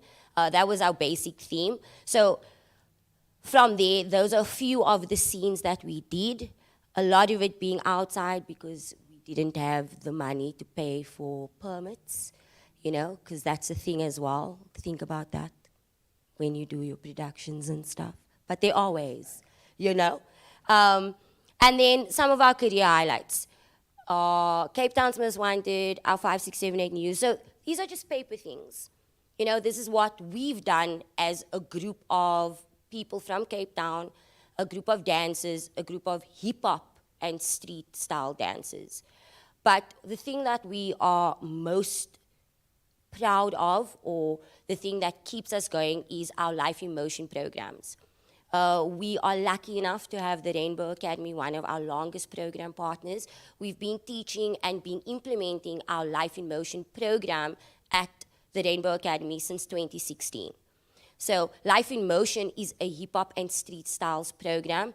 It aims at taking underprivileged youth, especially dancers, and teaching them how to, number one, become better dancers. So we train them for a year, and then how to brand themselves, and then how to make money, how to read a contract, how to understand the contract. What does the word branding really mean as a dancer or as a creative? What are their 5-year plans? Do they want to go and study further? Are they ready to go out into the industry? These are all obviously individual based. And so we try and assist the dancer or the creative going into that field with whatever they think or we deem necessary. A few of our dancers have gone on to Jazz Art, they've gone on to New York, they've gone on to LA. We take 2 every year from this group of dancers and we employ them in our own company.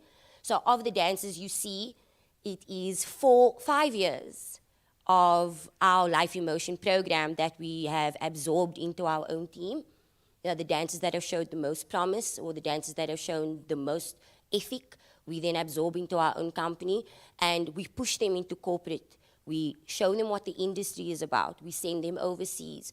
Most of them have traveled to Hong Kong, they've traveled to India, they've traveled around the world dancing, booking huge jobs from Idols to SA's Got Talent to multi-platform stages, BET Awards, the Trace Awards, SAFTAs, the Feather Awards. And these are dancers that would never have gotten seen by anyone.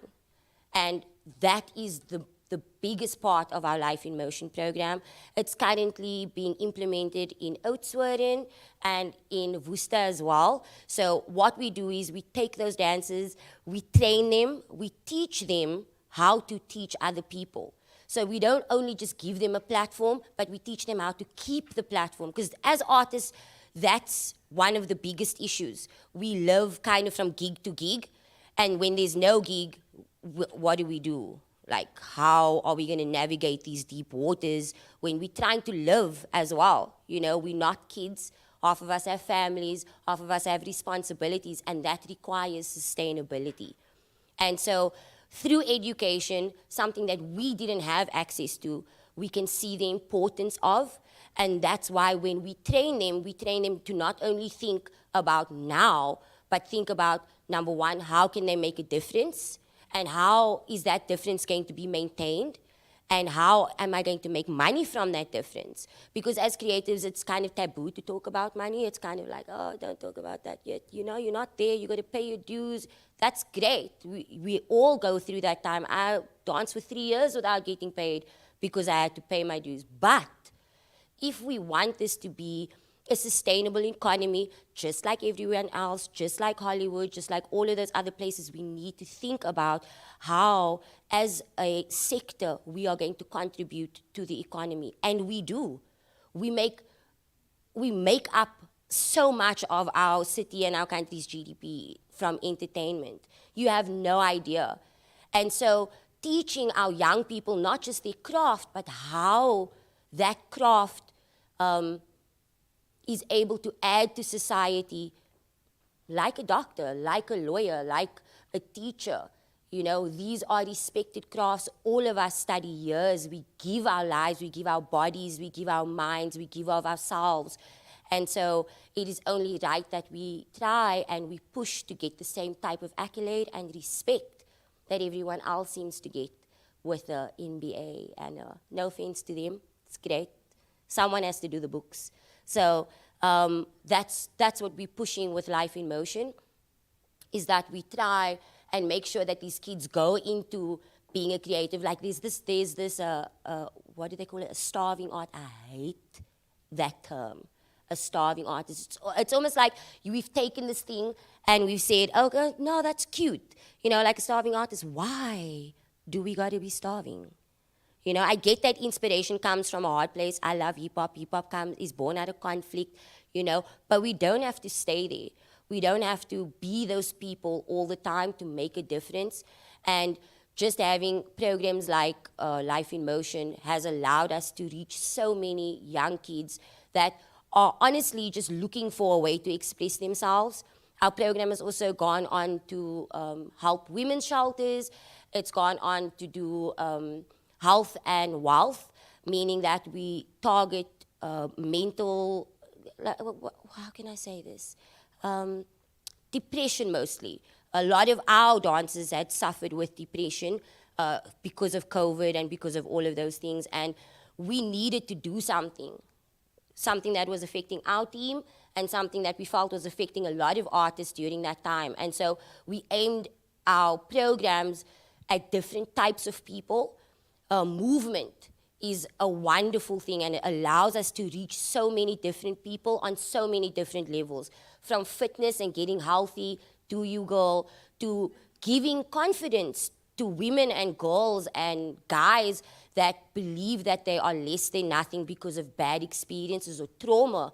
So we are able to give them a physical feeling that they have something to contribute, you know. And then also in our BPO sectors, we are able to get the body moving and get them out of that mental space.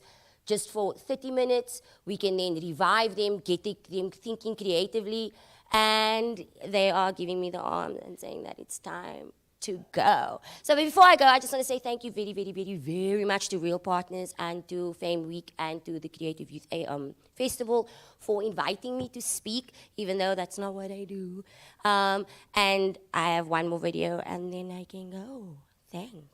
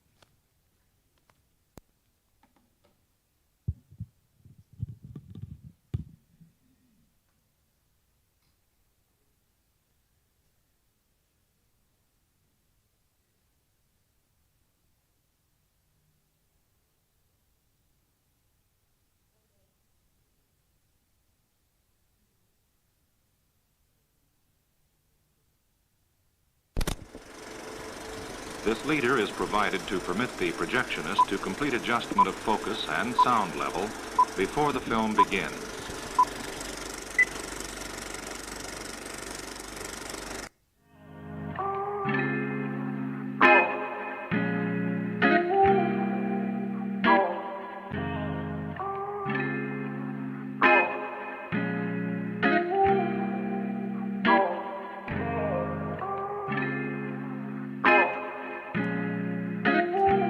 I'm just so sick and tired of trying.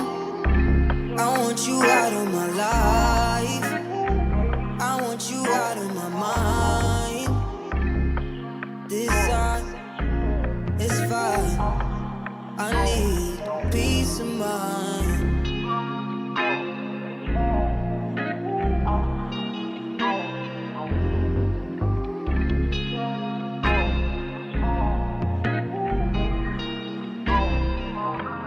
Back and forth again. Where you been? On and on, don't pretend you're innocent. Our message got evidence. Then you went and played defense. Your love just came and went. Should be using present tense. I could have typed it out in paragraphs.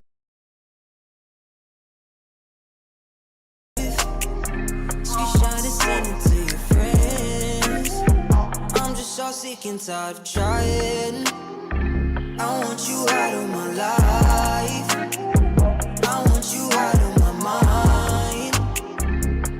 This time is fine. I need peace of mind.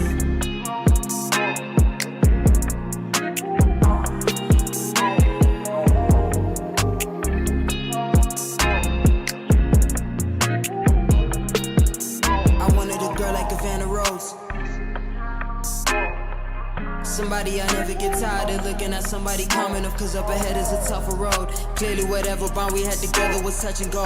You showing your true colors at the end, disappointed the reason the pot of gold. I want you out of my life. I want you out of my mind. This time, it's fine. I need peace of mind.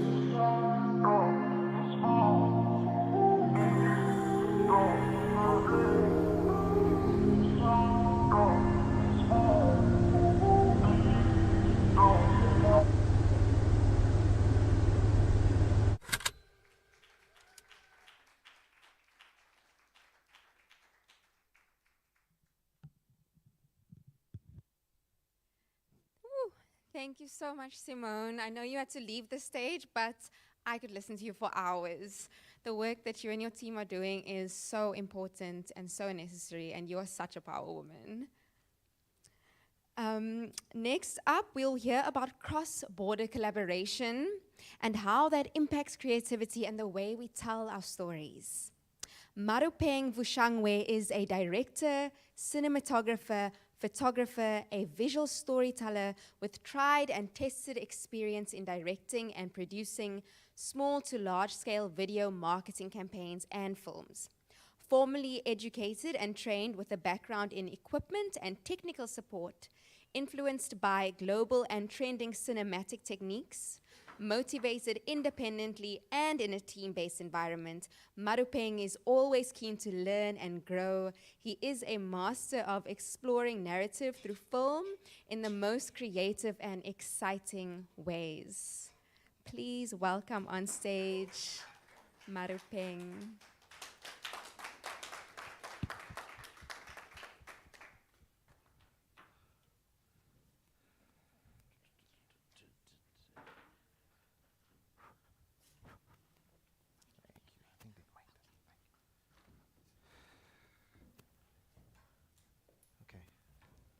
Are we connected? Ooh.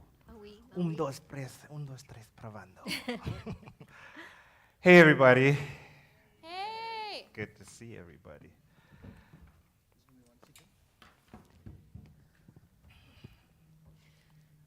So while we set up the technical, the previous speaker, they're the Weed Defy are close to my heart. With my final year film in 2004, they were the first professional team I ever worked with for my a directing debut into the industry, and it was amazing. They put our film onto the level. Cool. So I'd like to introduce the amazing people I'm sitting with here today. My name is Marupeng Vushangwe, and I am Paula Zapata from Colombia, filmmaker, cinematographer, director. Hello, I'm Tabiso Maratrani from Botswana, Dizon Productions, and writer, director, DOP. Yeah. Cool. So, how's this gonna work? I think you need to. If I can't see. It's already on. Oh. Yeah. Play. Okay. So we're gonna play you a film. Can you tilt it? Ah, perfect. Okay. So firstly, we're young filmmakers from Zimbabwe. I'm from Zimbabwe. And I studied here and I'm still doing my master's with AFDA in cinematography. And the journey's been long and interesting. And right now, we have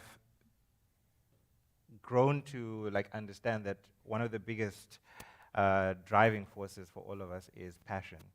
That no matter what, because you get those easy days, the hard days, you get so many different days, and then one of the things that can keep you spurring on, even if it's low money, big money, it's passion. So we recently shot a amazing art series which Paulita directed, and I was the cinematographer. We're just going to show that to you.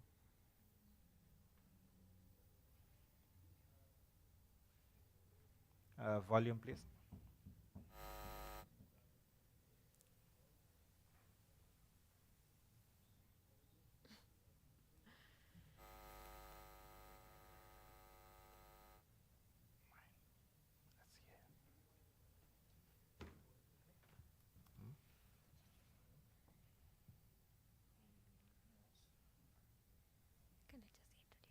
Yeah.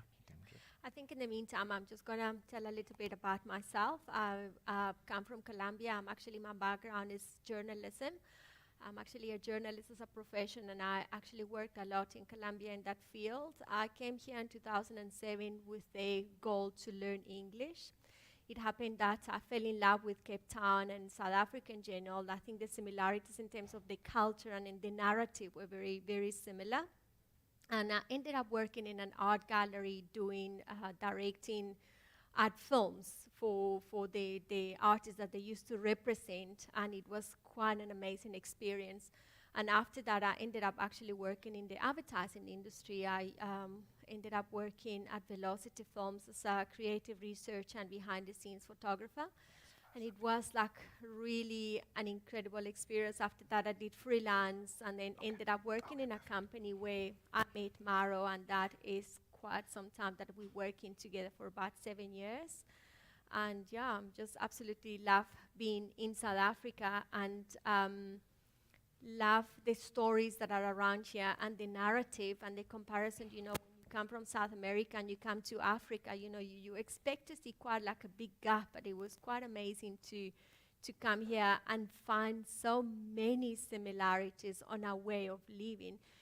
We also a third world country. We got a lot of African influence, so our music, our way, the way we dress, the way we are, we loud, we happy, we love to dance, we love to party. So it's actually an amazing place to be, and I think this is home. And yeah, especially when you find the people that you love to work with, it makes it even more special. Yeah. And then you could just tell them a little bit about Okay, so the art series, coming when I first arrived here, I used to direct these artist profiles, and then it was always like a dream for me to actually do a series of it. But, there was always the budget that it was kind of the problem, and it happened that this lady who has got, it's called the Traveling Art Gallery, and she represents South African and African artists in Germany. She approached me to do some series, and I said, I definitely love to do it. So then Maro came on board, and we decided to actually start this art series. And this is when you talk about risk, the money wasn't great, but for us was like, this is something that we always wanted to do. And it's a great opportunity. It's a great card to have in our pocket, because we're producing a mini doc series, and we managed to pull it off. We also had an amazing team behind. We had an editor, was Maro and myself, and then we pulled it off. It took us about 2 months, and it was a lot of work and tears and joy and everything. And yeah, it is something that we are really proud of. We managed to do 10 little stories. They're all about 3 minutes.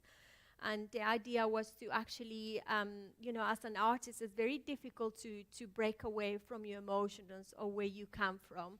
So I think this is what we wanted to portray, that everything you do comes from your own experiences. Like, the way you see life, the way you react to certain things come from our previous experiences. So the art series was about that, is how these people's life affect the way they paint and they do their art. So we're gonna watch one. Still the sound.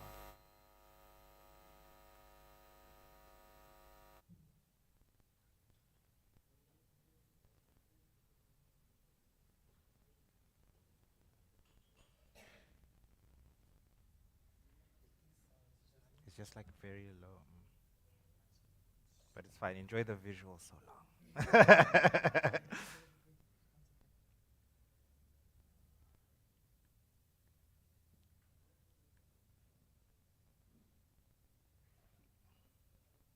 like in a movie screening. And you- Output, yeah.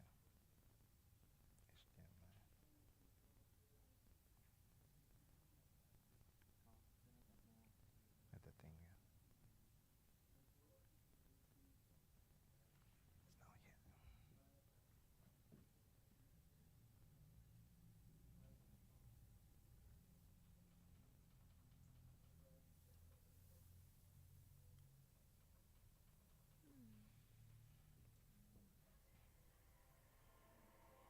Being raised by a single mother has also created a big impact in my work. Most of my paintings have a feminine figure. Somehow, I always end up painting my own story reflected in other people. I use mixed medium of charcoal, soft pastels, acrylics, watercolors, and paper or fabric collage. The charcoal is fast to use, and it captures the intensity of light and dark very well. The paper or fabric collage brings a lot of depth and illusion of space. The soft pastels complement the charcoal by introducing color and allowing you to blend them together with a finger or brush.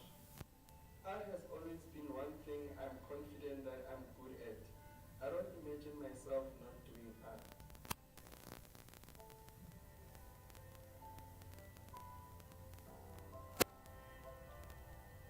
Becoming a father has also been very inspirational. I feel that my son has brought some perspective and purpose to my life. When I'm not painting, I'm spending time with him. I want to have my own solo exhibitions and create a decent life for me and my family doing what I love. My name is Moiketsi Mwasudi. I am a South African artist based in Soweto.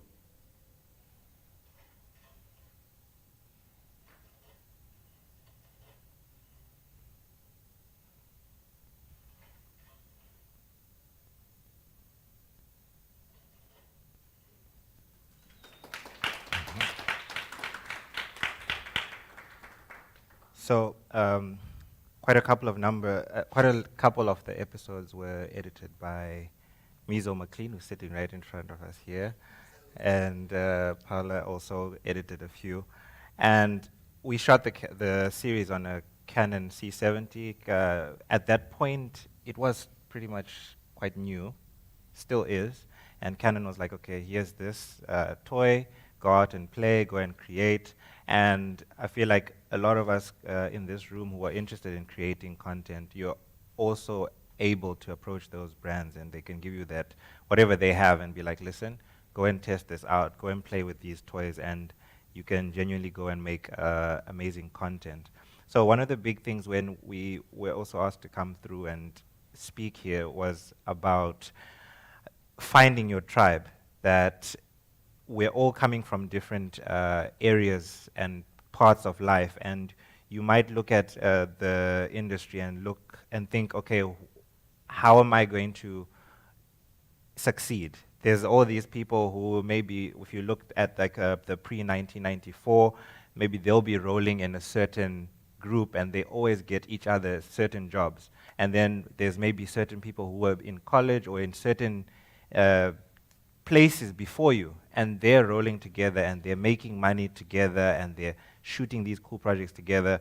But then for us as the different people, we have to find our tribe, the people who are with you, the closest people, collaborate together, and with time you will also get to grow. Like I feel like we've been able to grow our tribes bit by bit by supporting each other.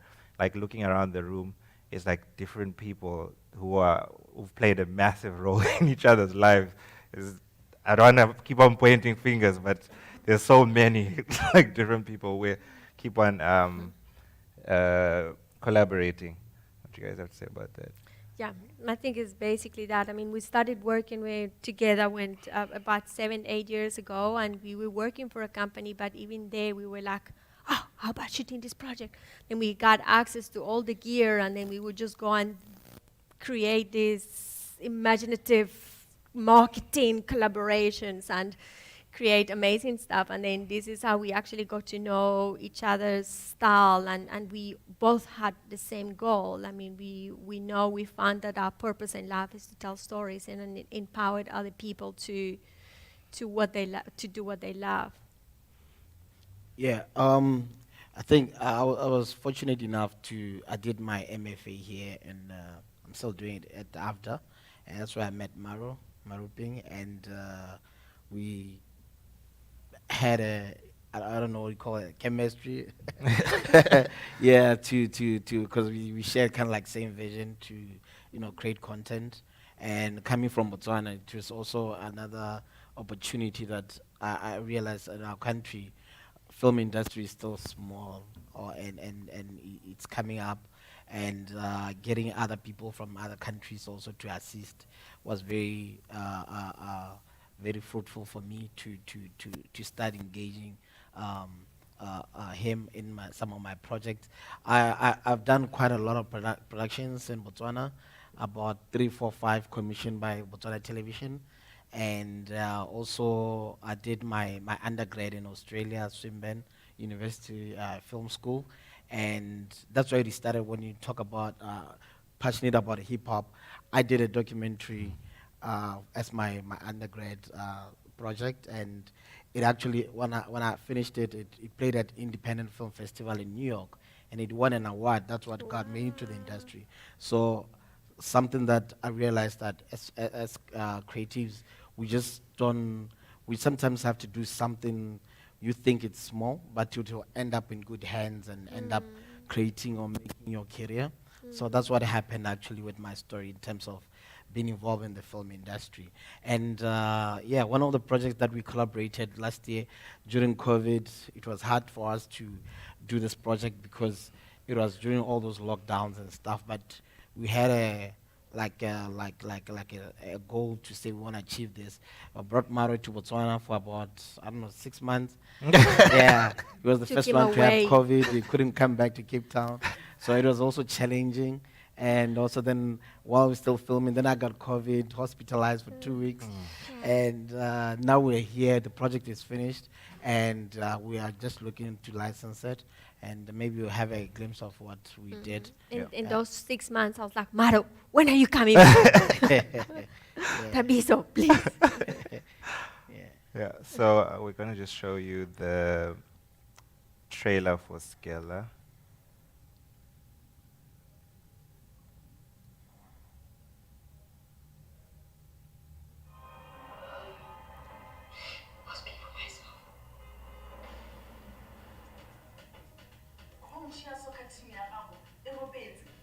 On the first day of school, 11th April, hey, I know my worth, darling. Mr. Seven.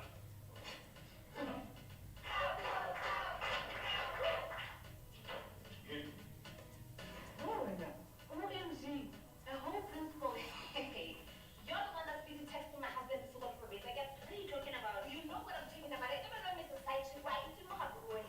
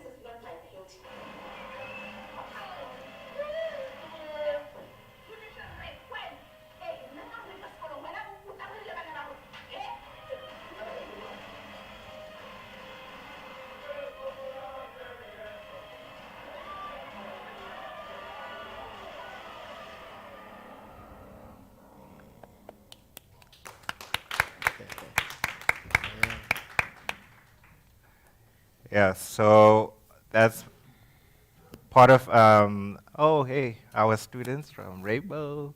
Hey, guys. So collaborations, just speaking a bit about collaborations, like it's one of the most daunting things. I feel like for a lot of people who are in this room, I'm sure you always get approached if you're talented or gifted by different people who are like, let's just do this thing. There's no money. There is a small budget. But the truth is, rather, if you can, say yes, get into it, try it out. You never know where it's going to get to. But then there's some point we're all like thinking, what point do we say no? We need to get to at some point. But then for a greater part of the connecting part with the different people, it's actually to say yes and go and mix and mingle with the people. But there's a lot of, I feel like there's a time where it's like, nah. I think it's also like learning how to kind of like limit yourself. I think when you're starting, this is how you never do anything if you're not going to get anything out of it. So if you're going to do a collaboration, it's like, okay, I'm going to go and do that, but this is what I'm going to get out of it. So it has to be always a win-win situation. Now you get to a point, I am at the point now where I choose very carefully what I need to collaborate, and then I try to limit, okay, I'm going to do one collaboration a month. And that is going to bring me this amount of things, and then because I'm busy with other projects at the same time, so that bring the money as well. So this is, you need to learn and to assess, but every time you do a collaboration, you have to get something out of it. Yeah, that's true.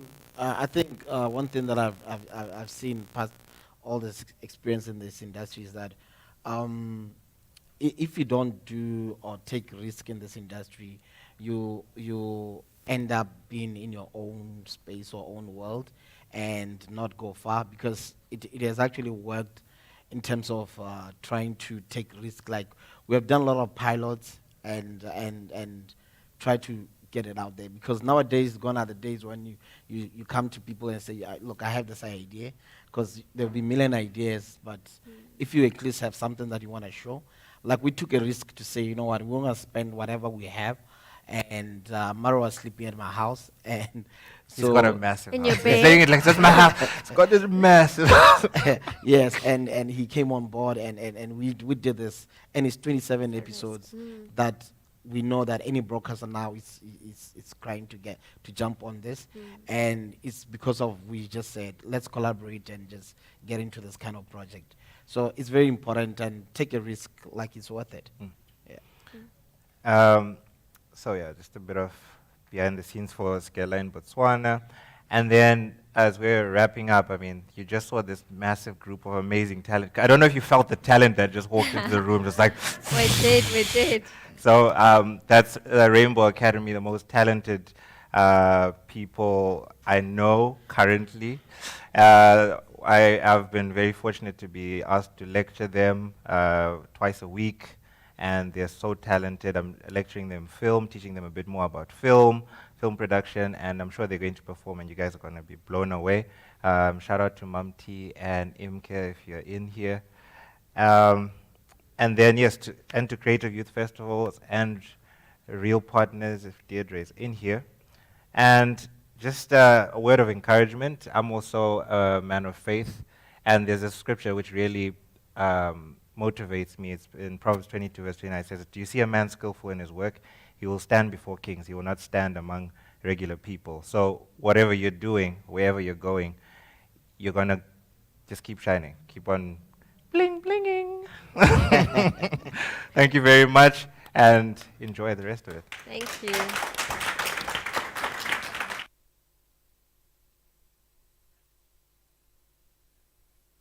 Over there is also another connection I made, like I don't even know how to explain it, but shout out. And Jacques. Hi.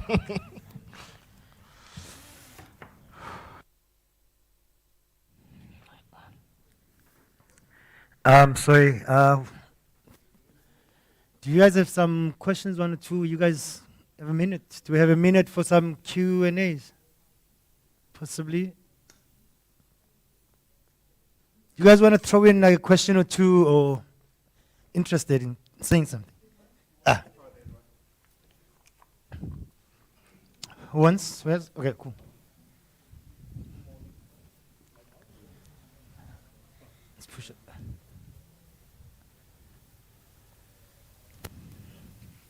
still okay? There you are. Morning to everyone in the room, and of course the panel sitting before me. I hope that everyone is well. The name is Sidiso, representing ENCA. To the panel, you mentioned about finding your tribe, which is something that is important. Now, there are, of course, challenges that come with finding this tribe, and when you do eventually find it, there will come another challenge of difference of opinion in terms of creative strategies to be able to come up with something. First question is, are there any respective guidelines when it comes to finding your tribe? Because we tend to make the mistake of not choosing our people carefully, and you'd find that some people can cost you your opportunities based on the kind of people you have in your surroundings. Secondly, when it comes to difference of opinions in creative strategies, what are the best ways to actually deal with that when you have a difference of opinion in creative strategies in creating a project? Do you wanna? You can start. No, you can start. I think first of all is your tribe needs to be people that have the same values as you, that you kind of trust, and then you know that you are trying to you have the same goal. And I don't think it's a guideline for that. It's a feel. It's something that you just happen to, the chemistry is that sort of, intuition that you have when you meet someone that have the same values as you. And then secondly, in terms of, what was the second? Correct. So this is something very interesting because I feel that this is something we often swap roles where he is directing, I'm DOP, I'm directing and he's DOP, and I think the same with him. He's also DOP and a director, and it's always respecting other people's opinion and just be confined in your role. If your role is to be the creative director, then you are the creative director. If you are the director, you are the director. If you are the DOP, you are the DOP, and no one interferes with that role. You complement each other, you collaborate, but you do not step on other people's opinions or feet or their role, literally.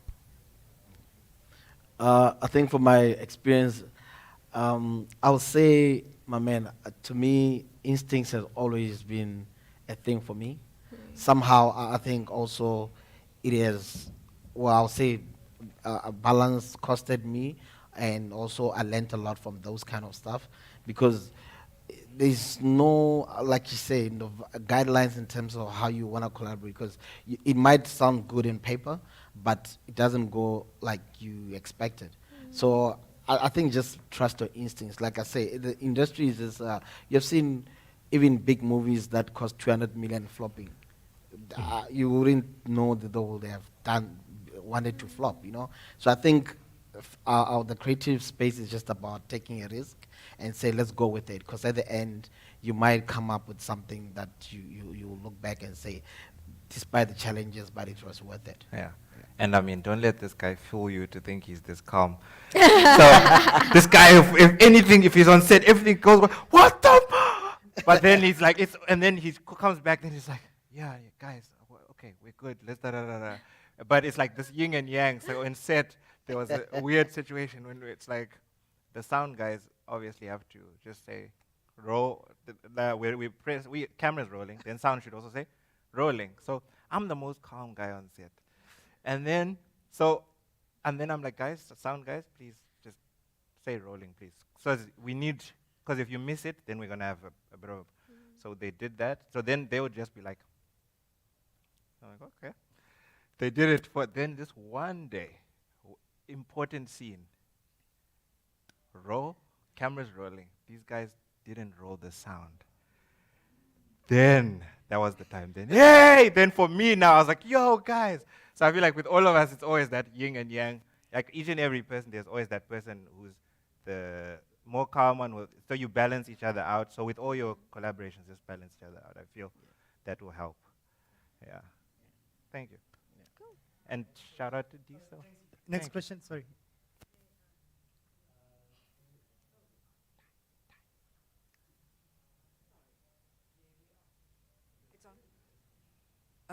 Oh, there we are. Thank you. First of all, I'm Liama. I'm from Free Film School. Thank you so much for the wonderful presentation. And I'm so glad that I have cinematographers on stage, and I would love to pick your brain. There is recent debate going on in cinematography where there's a focus in the West when it comes to lighting more than you would see your technical sort of meanderings of the camera needs to be here and here. But here in South Africa, it seems to be the opposite, where there's more emphasis on camera and where it should be placed versus lighting. I would just like to know, as cinematographers, how do you get the best, or what techniques do you use to get the best picture? And the second question, and the last one, is you mentioned wonderfully that you need to get something out of it, or you need to, for your collaborators, whether it's your actors or your crew. And obviously, when it comes to having no money, how do you basically tell people you are going to get something out of it, or what should they get out of it? How can you reframe that conversation, less from monetary and more like, I'm going to get exposure, ABC? Because people want to get something out of a short form or something of the sort. Thank you so much. I'm just seeing Deirdre's like, okay. Should we answer or could we? Okay. So I'll go with the first one for the lighting and stuff.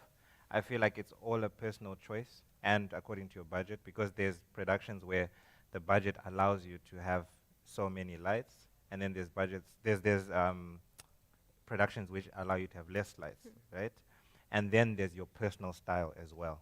So there's times where because the budget is big, you can put all these setups. You have a higher, for one of the most important things for cinematographers a lot of the time is higher ceilings. Or for me, I prefer high ceilings because I like that top-down lighting. I like to bounce stuff and stuff like that. But then if there's a situation where it's a low ceiling and stuff like that, then I have to start thinking other ways of how much available light do we have, what other, I've bought these tube lights which allow me to light anytime, anywhere, no matter what. With Mizo, we shoot entertainment stuff, so it's like we have to just place a light almost anywhere and make it work. So it's like, it depends on the production. I think in terms of the collaboration, like I'm going to give you an example. So it is not necessarily have to do with money, but it is the material and where that project is going to take you. So at the moment, for instance, I'm embarked in this crazy project. It's called the Art of Collaboration. And we went to Paris, and it was literally 3 people, the photographer, the model, and we took, I don't know how many dresses. We doing a series of 15 collaborators came on board. I have to do content for all the 15 collaborators, plus shooting a film, a fashion film. But what I am getting out of it is people die from exposure, but I am going to get out of it a fashion film that I'm going to submit to various film festivals, and that's what I'm getting out of it. I didn't get paid of it, but then I had the opportunity to go to Paris. I had the opportunity to then have under my pocket a beautiful fashion film that is going to probably win a lot of awards.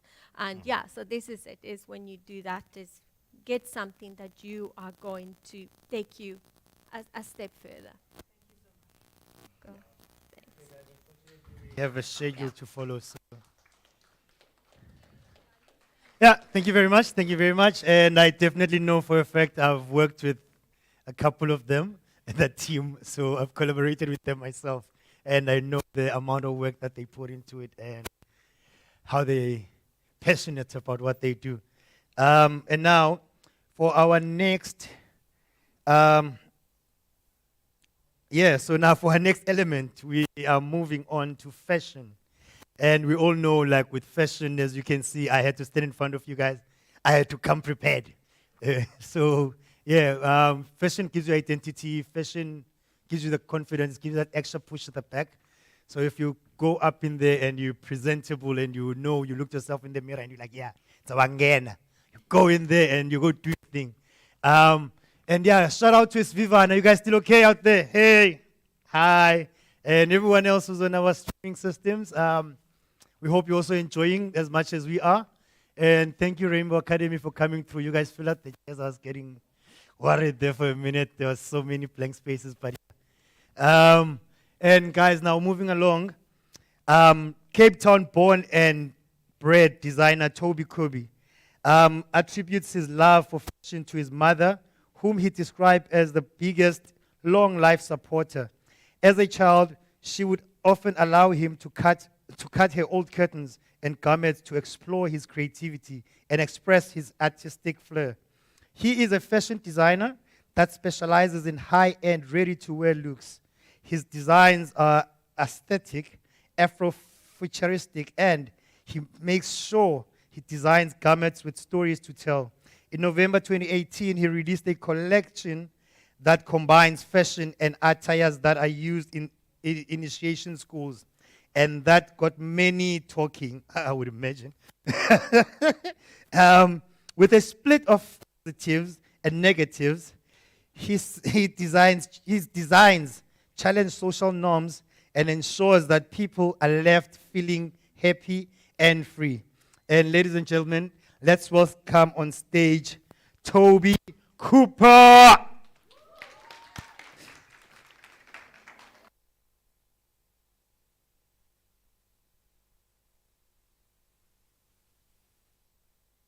Oh, okay. Hello. Oh, okay, cool. Good afternoon, everybody. My name is Toby Cooper, and I am a fashion designer. I am from Cape Town. I was born here in one of the disadvantaged townships, but look at me now, look at where I'm standing today, and I just want to start off by saying, do not let where you come from determine where you're going in life. And yeah, I am a graduate from the Design Academy of Fashion, so that's where I studied fashion for 3 years. It's based in Woodstock at the Old Biscuit Mill. And yeah, that's where I explored my love for fashion and gained everything that I know about fashion till this day. And yeah, my love for fashion started when I was in grade 10. At school, they offered consumer studies, which entailed sewing classes and stuff like that. And that's where I learned how to sew and actually fell in love with creating. And I enrolled at the Design Academy of Fashion, where I learned different kind of things like sportswear, streetwear, avant-garde, high fashion, and stuff like that. When I started off, I was unsure about which stream I want to go into. I wanted to do high fashion. I wanted to do street. I wanted to do women's wear. I wanted to do men's wear. And I had a talk with one of my lecturers at that point, and she said that you can actually combine everything that you want to do and come up with something creative and something unique to you and who you are. And this is a picture of me that was taken on a new show in Africa. It's called The Battle of the Ankara. So it's like Project Runway, if you've watched Project Runway, where different designers from different countries compete and they design and stuff like that. So I did that. It was by MultiChoice and Media 24. And it's still screening now on Honey TV channel 173. And yeah, that actually stretched my skills as a designer, and this is some of my work that I've created. So my design aesthetic is very Afrofuturistic. You can see it's inspired by Africa, but it's also with an international feel, so that everybody can, adapt to the style and feel like they belong. And I also create pieces that blur the line between what is known as women and men's wear, so that we create clothes that are sustainable and with longevity. And also I create clothes that can be mixed and matched with different styles, so that when you buy something, you don't just wear it once and then it doesn't, feel okay with you. It's pieces that you can wear over and over again without buying clothes all the time. So it's also one of my sustainable fashion approaches that I have under my brand. And so this is one of the designs that I made on the Battle of Ankara, and it was made in 6 hours. So I had to come up with this design. I had to do a pattern for this. I had to sew the design together in just 6 hours, which is something that I never thought I could do. But it just shows that when you tap into opportunities, they can actually reveal what you can actually do as a person. So today, if you come to me and you're like, I have a wedding tomorrow, I have a matric ball tomorrow, I need this done, then I know that it's possible to actually get it done within that time period. And yeah, so these are some of the pictures of the dress. that I did on the show. And this is also a collection that I debuted at the South African Menswear Fashion Week. It was called Meta Noah. And it was about the thing of people thinking that pink is for girls and blue is for guys. And I just played around that and educated people that we live in a different world where we can wear what we want and just be who we want, and we don't have to stick to norms that were put before we were even born. We are moving into a new generation where we are just free to explore anything that we want to do and be whoever we want to be.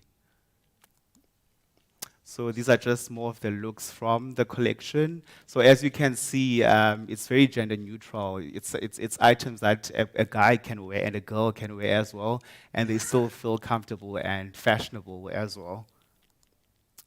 So these are some of the looks that are African inspired that I created on the show. So these were looks that were created in like hours because we're filming this thing.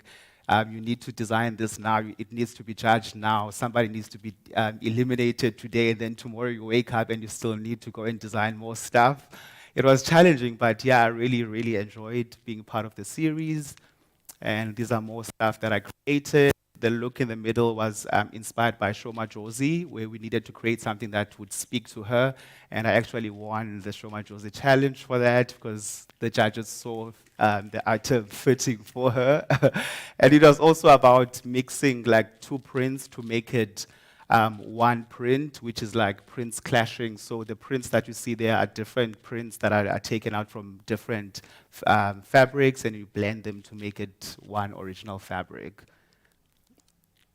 And this is more of the dresses that I made and more of the creations that I made on the show as well. And yeah, I also just want to share with you guys today that we now live in, such a hectic world where the number of youth unemployment is so high. So if you have a skill that you have and you think that you can actually make a living out of, make use of that and start your own businesses, because we are really moving into a world where it's only going to get worse. And I think if we create jobs and we create businesses for ourselves, we are paving the way for whoever is to come, and we can actually show people that it's possible to be our own bosses. Because when I finished my studies, I went to work for Woolworths as a designer under women's wear. And after a year, I was like, okay, this was nice, but I think the world needs to see who I am. Because, as much as I was designing for Woolworths, but nobody knew I was designing for Woolworths, but I wanted to design and be my own designer, be my own boss, and just tell my own story. And yeah, that's what I did. And these are also some of my looks. I love color a lot, so if you're going to see a lot of color coming through in my work. And this was when I was invited at Afternoon Express to showcase my work. It was after doing my first fashion week, where I really felt like disadvantaged, and I felt so intimidated by other designers because I felt their work was so much better than me. But on Monday, when I checked out the GQ South Africa page, I was featured on that page for my collection, and most of those designers was not even featured there. So it just shows that you don't have to be perfect, but just bring something new, and people that are watching there, they will see your potential and see what you are trying to tell and what you're trying to do with your craft. And this is more of my work, and the dress in the middle was made by me for a UK production. So it was a fashion film. Somebody reached out to me on social media, and they were like, "We like your style and what you do. We'd love for us to make a dress for somebody that's coming to the UK to shoot something." And it was a very successful collaboration, and my first international collaboration, really. And yeah, so these are some my branding and some of the things that I do, and you can see more of my work on Instagram at @TobyCooper_. That's where I always post my stuff. And after the reality show as well, I was also invited to go and showcase my work in Paris next year. So I'm also in the process of preparing for that at the moment. So yeah, I just want to tell you guys that there's like endless opportunities. Just go out there, knock, collaborate. I don't know how much more I can say after all those wonderful speakers. You know, we all have something that really stood out for you guys today. And I just want to end off by showing you a clip of a fashion film that I did in collaboration with a cinematographer here in Cape Town. And it just also shows like how many things you can do with fashion. It doesn't mean you're going to become you can just be a designer. You can be a stylist. You can be a creative director. You can work in film. There's so many things that you can do with fashion and not just make clothes. So yeah, I hope you enjoy the fashion film, and thank you. I'm going to keep it short and sweet. Thank you.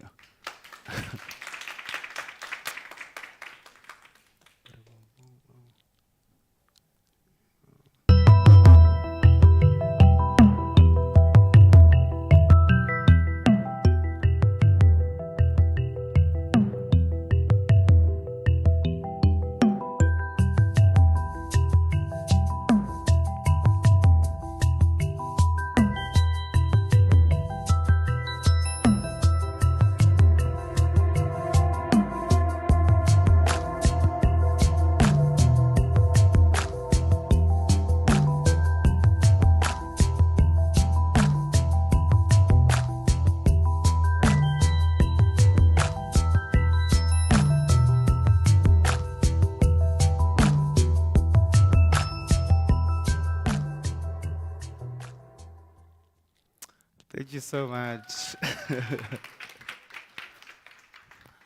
Oh. Wow, wow. So guys, as you can see, sometimes you just need to do and not think about it. It works.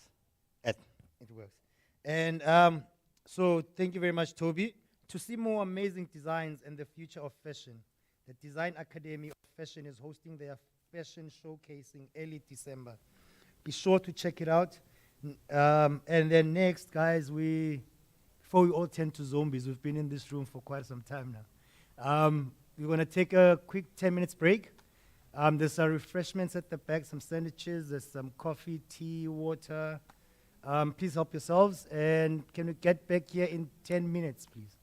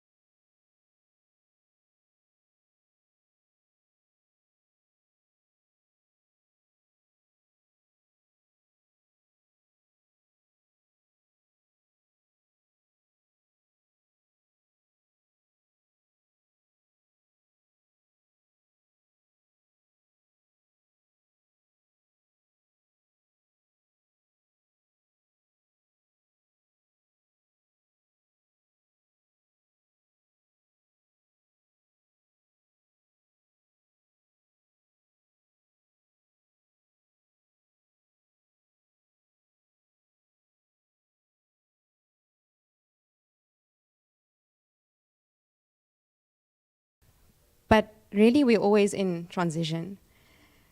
And sometimes it's like really intense and painful and beautiful and all of the things. And other times it's really subtle and quiet, and you look back and you're like, things have changed. Where did they go? What's this new feeling? What's this old feeling coming back? So that's a poem leaning into a little bit of that. Honor your seasons of change with grace. Even within your storm, something is pushing itself to be birthed. Laugh next to your joy at the edge of the riverbank, but do not claim it as your own. Lay next to your sadness at the edge of the bed. Do not claim it as your own either. They are just visitors passing through. And when truth should come knocking, know that you have summoned her. Sit her down and ask her her birthplace. And if you should experience pain as she speaks, recall that pain is necessary. You have the capacity to hold the potency of truth, to use it as a reflective mirror to banish all that does not serve you. Know this deeply. It is not something that needs to be intellectualized. It is a feeling thing, a soul language thing, a whispering thing, a remembering thing. Remember. Thanks for listening, guys. Introducing this? It's meant to be you introducing this. Okay. Ooh, deep, but needed to be heard. And I trust you guys also enjoyed it. And anyone on the streaming, Sivivana, and on the streams there, trust you guys are back with us again. And so as you all know, we said the theme for this is who, how, and why. We've done the who part of it. Now we're moving on to the how part of it. And first, on the how part of the program, I would like to introduce to you Lauren Hendricks. So Lauren Hendricks is a young and vibrant South African musician, creative artist, and is the best known as one of Cape Town's next generation of top musicians, specializing in many genres ranging from jazz, pop, soul, many more. With over 10 years experience in the music scene, locally and internationally, Lauren has made the mark in the industry. She was also chosen as the winner of the Art and Culture Trust South Africa bursary to study music anywhere in South Africa, which she is currently using to further her studies in music. And ladies and gentlemen, let's welcome on stage Lauren Hendricks. Hello. Ooh, yes. Hello, everyone. My name is Lauren Hendricks. Let me get the clicker. Hi, Lauren. I'm joking. Yes. Who am I? Hello? Cuckoo? No? That I say. Cool. So, yes, my name is Lauren Hendricks. I am, first and foremost, I'm a musician. But I also dabble in photography and videography as well. And all things just creative. Listen, I'm here to talk about the good things and the bad things about, being a musician in Cape Town especially. So I started my musical journey actually in theater as a doo-wop pop chick, I like to say. I did a lot of productions at Artscape, at Baxter, and from there studied music at school. and was fortunate enough to win Arts and Culture Trust bursary to study music at a tertiary institution.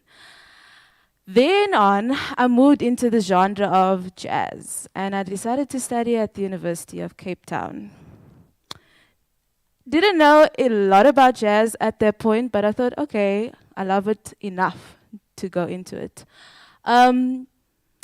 Yeah, so currently I am finishing my master's in jazz studies as a vocalist. Woohoo, almost there.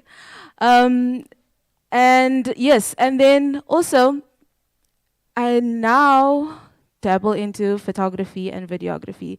That actually came about thanks to COVID and taking my camera, which I got as a gift, to gigs to sort of create content for musicians that, you know, not necessarily being able to afford professional pictures and stuff like that. So here we go. Dare to dream. So basically, my story started out as I do not come from a musical family at all. I'm the only one who sings, who has any interest in music. And it was very difficult. I think it's like the age-old story of, oh, I want to be a singer. And your mom's like, sure, but no, you know? But sticking to my dream, I thought it was a shot, you know? I had to choose between actually studying, becoming a musician, and becoming a lawyer. And here we are today. Sort of like figuring out a way to follow your dream despite everything. And then experience. Being in the music industry is tough. I'm gonna keep it real, okay? It's hard. Finding your space is hard. Finding people who are good to work with is hard. But there's something that happens when you find your people, when you find your space. It's like magic. Luckily for me, I've experienced good experiences and bad experiences, but I'm very grateful for both. I'm grateful for all the no's, but I'm even more grateful for the yeses as well. So yeah, boop. That's me at my graduation of my undergrad. Like I said, hard work. So for me, going through an institution and studying one specific genre, it was quite intense, I would say. I got a lot of opportunities. I got to perform overseas in countries like Norway, at the Oslo Jazz Festival with this guy sitting here. You're going to meet him now.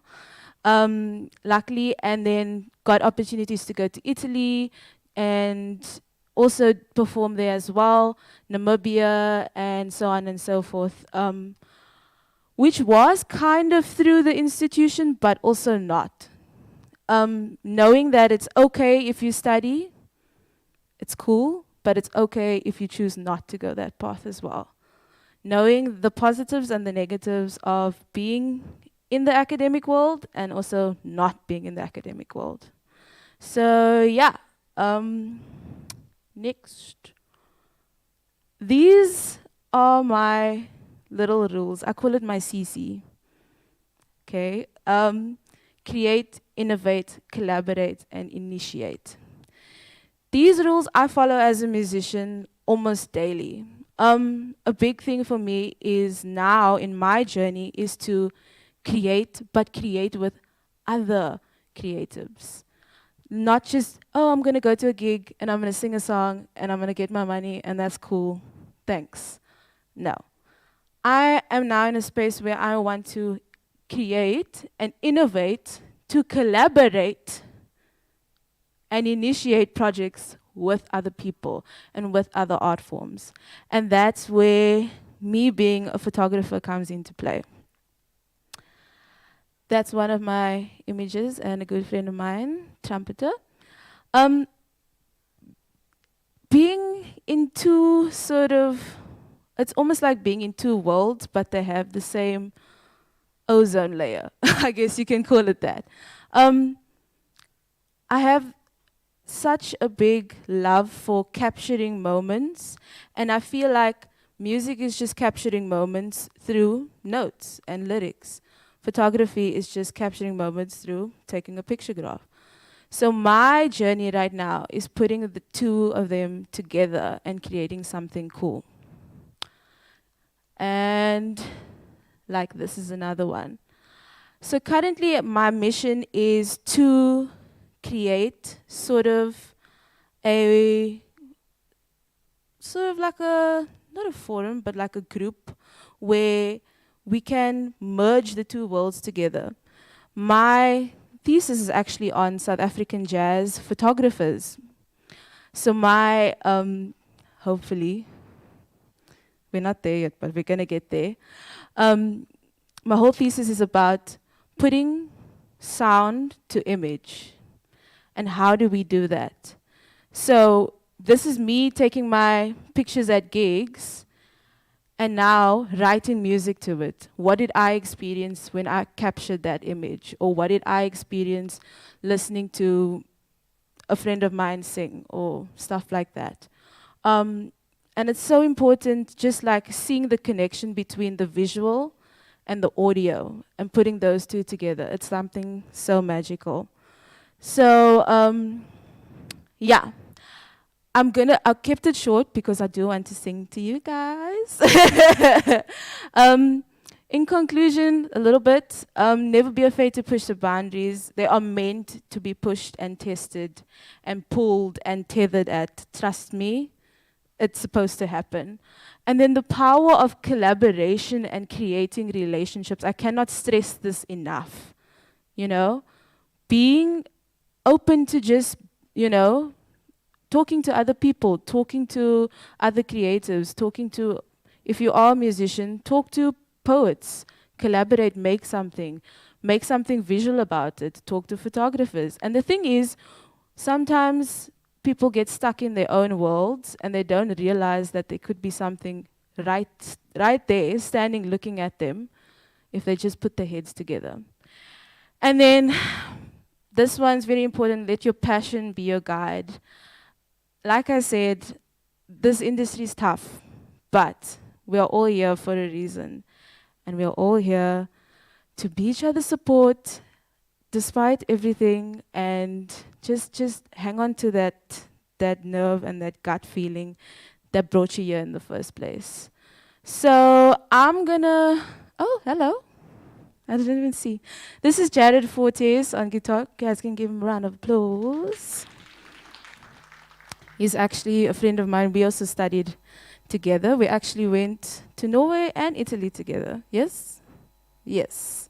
So I will be doing a song that I co-wrote with a friend of mine. It's called Dreamers. So he wrote the melody and then I wrote the lyrics. And the lyrics just speak about holding on to a dream and never forgetting what brought you to where you are right now. So I hope you enjoy the little musical interlude, and yeah, I'm not going to talk anymore. Can you hear? Can you hear him? Yes?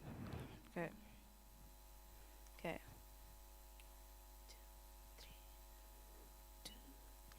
Dreamers live free on the edges of life, where bluebirds fly through foreign skies, catching the daydreams and visions through life, and living loud beyond the crowd, bringing light to the world in a wonderless heart, way far beyond the stars, where the sunset meets the tides. That's where that you will find the dreams you left behind in the clouds, for you to find. Just stormy skies. Perhaps you'll find dreams of, they might be dreams of, they will be dreams of mine.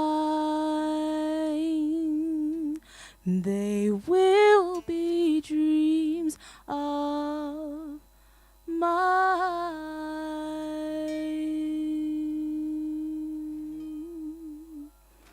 Thank you. Thank you, Jared. Any questions? No? We good? Keep it rolling? Keep it moving? Yes, okay, cool. Thank you, guys. And thank you to Deirdre for the invite. And Creative. Go well.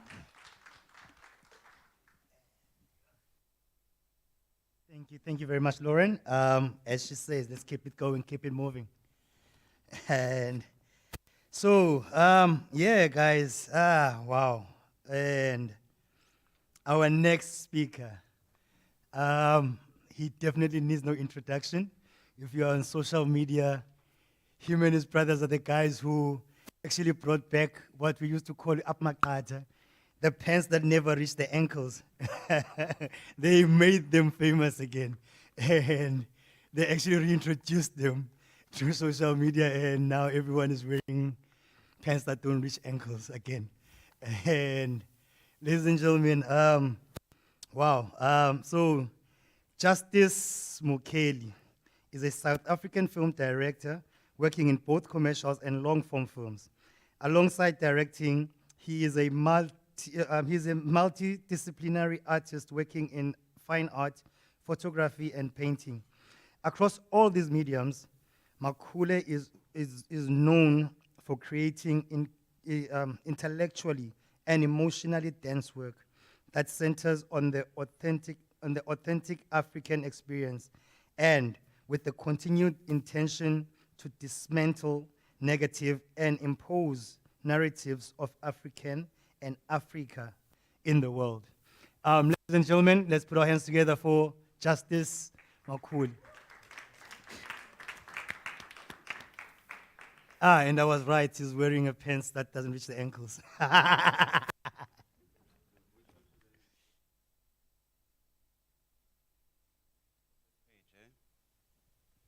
This is not the first page of the presentation. Can you hear me?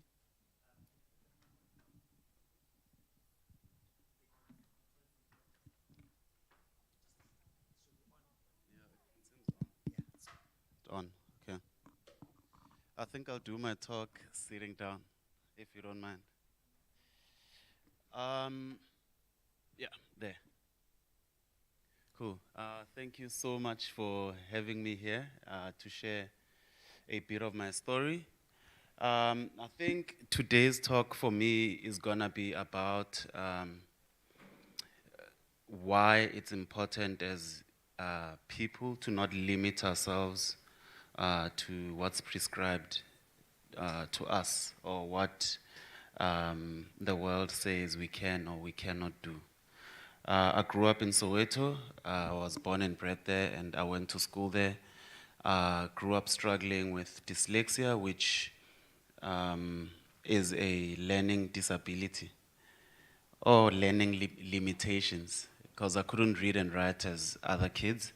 So at school, I was the not smart kid. And as you know, maybe in the townships, teachers and kids and everyone is super mean and unkind. So yeah, my twin brother and I were the dumbest kid in class.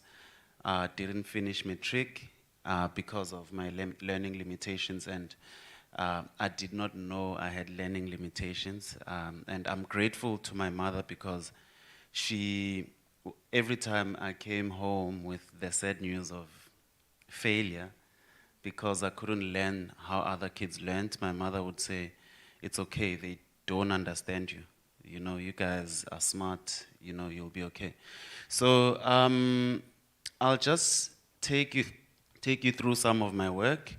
I'm a photographer, I'm a painter, I'm a film director in commercials and long form. I am a sculptor, I'm well-rounded. I can pretty much do anything I want to do. And I think it's very important to, as young people, to know that you can do anything you want to do if you just put your mind to it and be consistent. Okay. So yeah, I'll just show you some of my fine art stuff. So I work as a painter, which is my secondary profession. So I work within the art industry. I paint in all mediums. I use oil, I use acrylic, I use charcoal, chalk, pencil.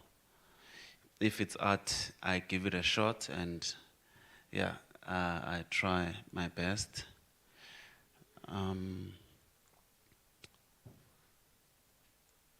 So I'll show you some of my photography. I won't show you, I also work as a commercials photographer, but I'll show you more my fine art photography. And working as a fine art photographer and a fine artist, I participate in the industry, so I do art fairs, I've done international exhibitions and local, and I aspire for more.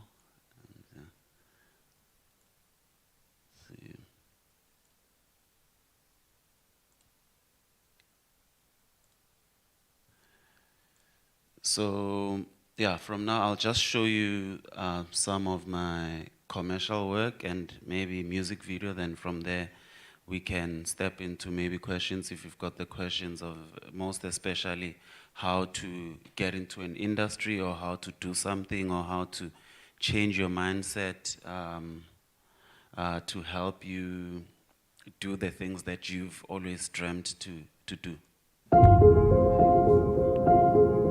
Do you own your skin? No, I mean truly own your skin.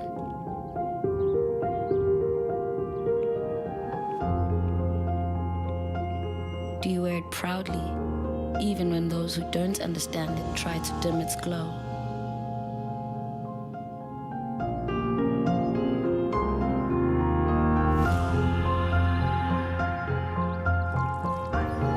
Does it represent where you're from? Where you belong?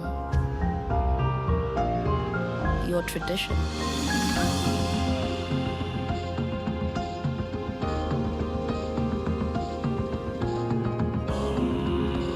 Or has it become an expression of who you are now?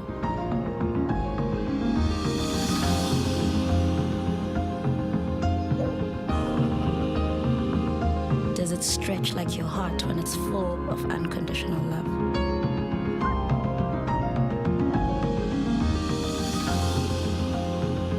You only have one skin. Nourish it and wear it bravely. Ingrams, your skin, your brave.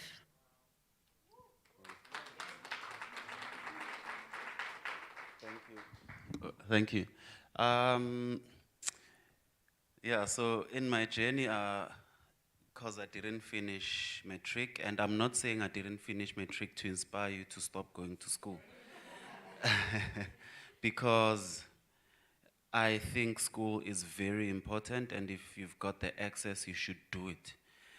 Because school will help you get to all your dreams quicker than I did. You know, and it will help you. School is like learning your tools.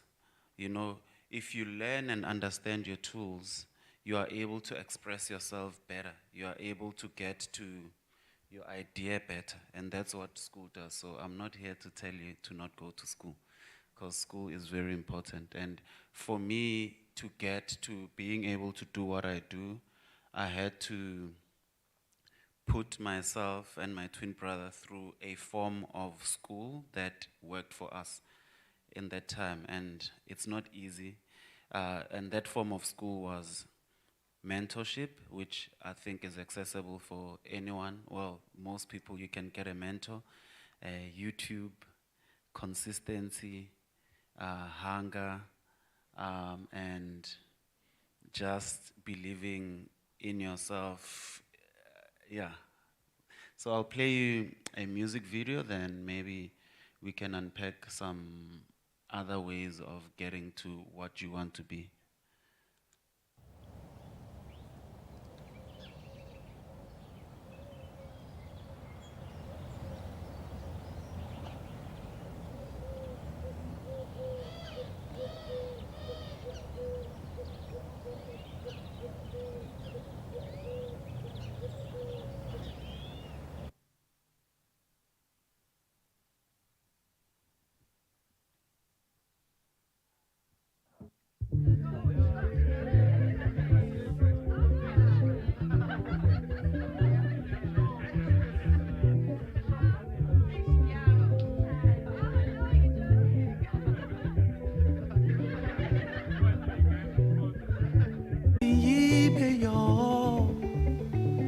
Pasori nigel ni beyo. Lo yes bi wele ni kere wongi. Onge ba bi wele ni munu wongi. Lo yes ho. Inyonyo ninyo. Lo yes ho. Iho ni mao.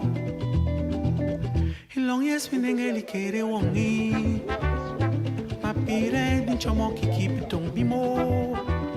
Ingem mo kibi perne ni munu wongi. Inyo baby well ni besgi wongi. Hata ngem le long. Pengeni yo kiki wo. Mumye abi well ni besgi wongi. Mana din kirne ni kere wongi. Elong yesi ho. Inyonyo ninyo. Elo yesi ho. Iho ni mao. Ambomo kala ni me. Elo yesi ho. Iho ni wongi. Yes, you are. Beyond it, mao. Eba.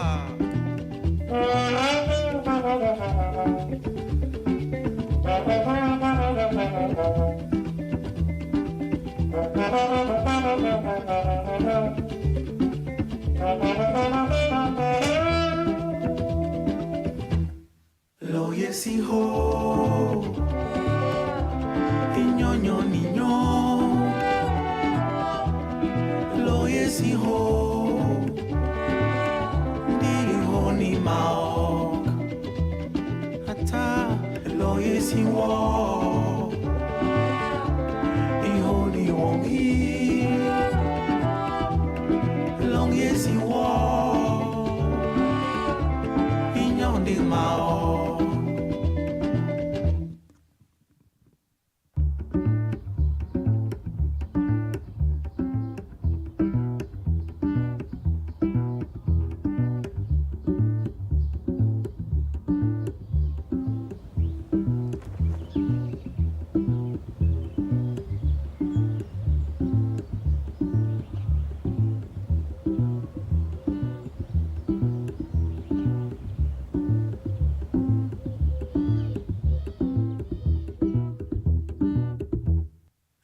Si ho, inyonyo ninyo,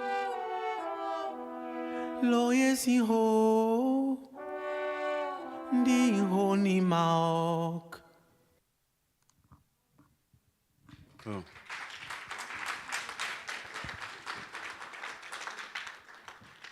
I think I need to read what I wrote here.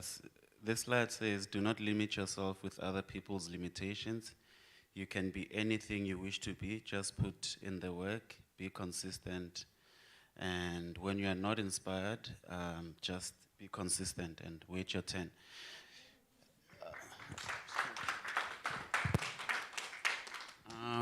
Yeah, I think for me, thinking this way is very important because the industries we want to get into, or the industries we work within, or the societies we grew up under have a way of boxing us and limiting us and limiting our dreams.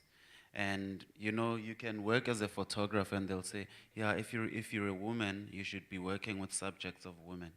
You know, or you can be a commercials director and they say, okay, you need to choose to be doing comedy or serious work or this, or you know, or sometimes our homes say you have to study to be a lawyer or a teacher. You know, they prescribe all these things to us, and I don't think it's right because we are so multidimensional. We are made up of so much more than what other people's limitations can limit us to, you know.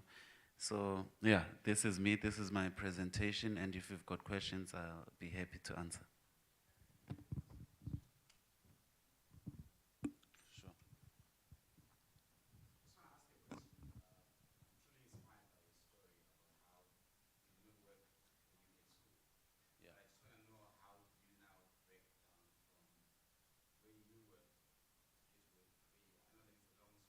Yeah. Yeah.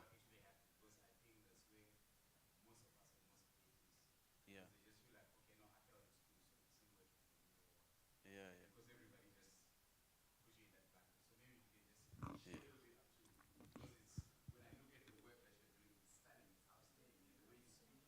yeah. Yeah. Thank you. Yeah, I'll try paraphrase. I think my upbringing was relatively tough because of my limitations and where I grew up. I grew up in Soweto, so also access to a world that I now live in is, you know, it was not possible. But what happened is I had an incredibly strong mother, and I am blessed to have a twin brother. So when life was tough, I've always had someone to look into and share that pain with to make it less, right? And when circumstances were tough, I always also had my mother to go back to, and she would say, no, don't worry, they don't understand you. You are smart, you are great, you are this, you know, just, so my mother would always say to my twin brother and I, because we were not normal children in how we learned, she'd always say, we should never define success by what other people's success looks like. You know, success should be anything that makes us happy. You know, my twin brother and I love art. We were drawing when we were young. We were incredibly talented at sports. So all the things that made us happy, she said, that's your success, and focus there. And don't define your success by what others' success looks like. So I took that with me, and when I couldn't make it through school, I thought to myself, okay, I can draw, I can paint, I'm really good at running long distance and, you know, sprinting and all those things. And I was good at it. I felt like I had a lot of options to pursue my success. So because I was drawing and I was also doing IT, I also understood how Photoshop and InDesign worked, and I taught myself with my twin brother, which is a blessing. You know, I was making flyers, I was making t-shirts, you know, I was spending my whole day doing somersaults and spending my whole day playing tennis at the top of my game in my community. So I never felt like I was a failure because my mother helped me change my mindset. That success is not seeing my peer going to work at Standard Bank, and I wish that for myself. Because success is if I'm doing something and I'm genuinely happy, you know, for where I was, that was success that I had to look into. You know, then through that, I got into advertising by chance because I was making flyers, and I was making flyers for free to people because my brother and I used to do graffiti, and we thought to get our names out there, we should make flyers and put our tags on flyers. Then the flyers we were making were unique, and we made flyers for YFM, and through YFM we met a friend who became a mentor, was working in advertising, and we worked in advertising as designers for the first year, and we moved into being art directors. And that was incredibly empowering in learning, you know, and again, leaning into the mindset of looking at success differently. You know, I was in an environment that I could learn so much more. In advertising, that's where I learned and understood photography. That's where I learned and understood directing, you know, and I'll also tell you what was important in my journey as a director, a photographer, to learn how to become a good director for my own standards. I look at all the film directors that inspire me or that make work that I aspire to make, and I break it down and ask myself, okay, what do I like about this piece of work? You know, what do I connect with so much? Okay, I love the characters, I love the feeling, I love where it's set, I love the story. You know, I love how the camera works.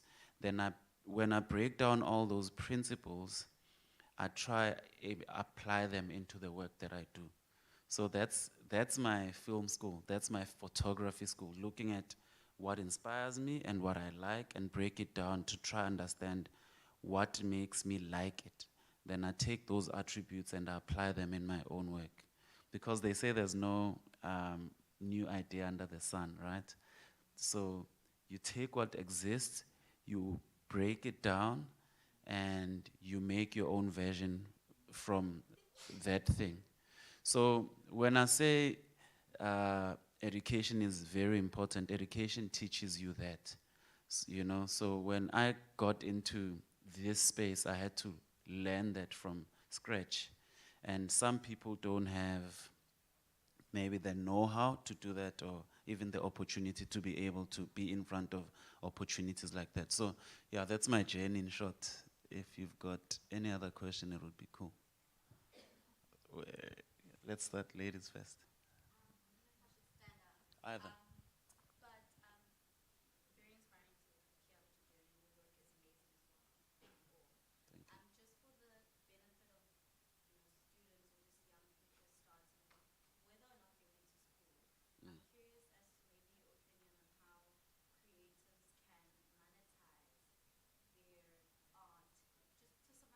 Yes.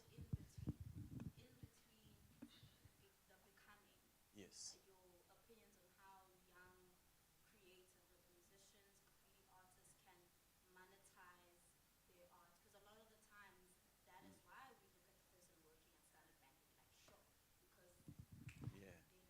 Yeah, they're driving a GTI and a Polo.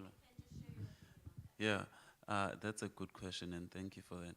Monetizing your work as a creative, first of all, I think the important place to start is to understanding what you want to do. If you're an up-and-coming photographer, or you're a painter or film director, the first step is don't feel sorry for yourself if you don't have equipment or paint or a camera or whatever. What you need to do is to look into what can I do with what I have now. That's very important because it cancels that pity party thing. Because unfortunately, I'll say it, nobody cares. Nobody cares where we are with our circumstances, right? You must care enough to do what you can with what you have. Second of all, if you know what you want to do, let's say I want to be a painter, right? Look at all painters that are amazing, that maybe are in close proximity, maybe in South Africa, and before you go look internationally. And once you look at that, look at what makes their work make them who they are, right? Try unpack that thing that, okay, there's an incredible painter by the name of Zandile Shabalala, right? Or Nelson Makamo, and a lot more, right? What about their work makes them who they are, right? What have they done in their own journey to be who they are, right? And most probably in the creative space, the most common thing you'll find is that they build a portfolio of work, right? You build a portfolio of work, that will make you marketable, that will make you credible as any respective artist you want to be. You know, some people make one painting and say, hey, I'm a painter. The industry of art will never recognize you as that. You need to have a body of work. If you want to be a photographer, you can't take one photo that is good and say, I'm a photographer. You need to have a body of work. Even if with your cell phone, you can do that. You know, if you want to be a film director, you need a body of work. Shoot the work with your phone. Don't feel sorry for yourself. As a film director, I'll advise you that the most important thing to invest in is audio. The visuals are secondary. If the audio is good, the visuals will be good. Then don't gatekeep yourself. A lot of people are creatives and creators, and they create a lot of work and they hold it for themselves. If you don't share or show your work, where is the opportunity gonna find you? Because the curator you're looking for to give you the shot, or the production house you're looking for to give you a shot, or, you know, anything you want, they're not gonna smell in the air that, oh, there's this guy who's got this incredible body of work that he's not showing, you know. We are an incredibly blessed generation to have the access we've got. Internet is a powerful tool. And I'll speak for myself. My journey progressed, and I'm on this journey to be what I wish to be. All of it happened because of the internet. Sharing on Facebook, sharing on social media, everything. In 2010, when my twin brother and I started a blog, a friend of ours says, no, your photos are cool, people will copy them, don't post. But if I hadn't posted my work and shared them with the world, I wouldn't have had an opportunity to work with Diesel International. I wouldn't have an opportunity to be identified as a young, interesting creative with potential to be a film director. I wouldn't have had the opportunity to have my first exhibition in Japan, right? But a lot of the mindset is, no, they'll copy. If they are copying your work, you're doing something right. Yeah. You know, you were talking about, in 2010, it was dumb. We wore really, you know, we were different. And we had dreads and we tied them up. And we wore suits, and we are 25. Why is a 25-year-old wearing a suit? But we're packaging ourselves, creating an image that's different. And we shared that with the world, and it created an opportunity that I still benefit from now. And we created all of what we created with what we had. We didn't wait for someone to say, hey, I've got a 5D. Come. No, we tried. You know, I remember when I started out, I would ask photographers, hey, I've got an idea with my brothers, wanna do this, and they'd say, hey, bro, that's boring, or just pay me my day fee. But when we used what we had to do what we wanted to do, all of those guys now wanted to join what we were doing because it got picked up. So use what you have to do what you can. Cool. Last.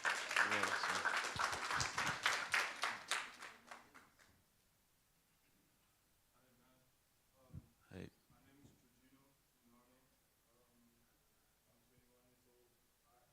So young.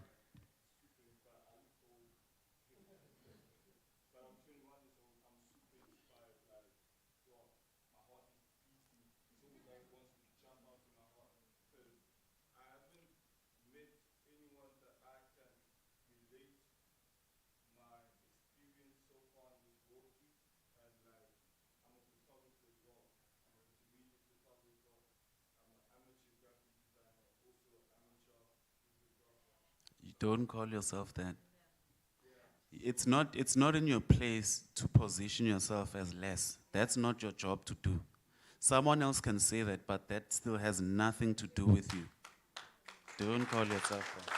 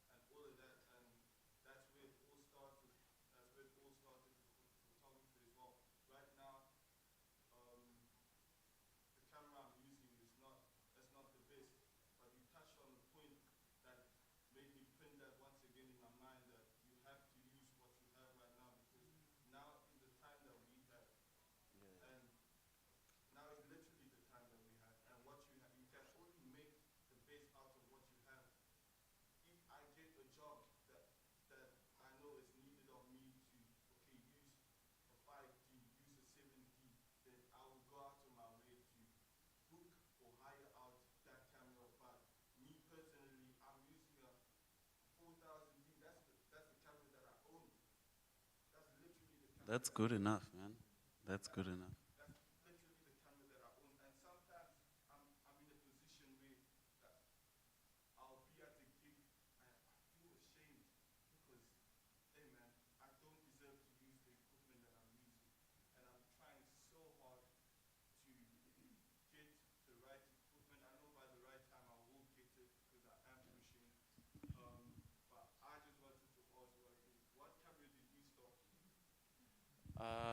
It was a 60D or something like 60D, I think.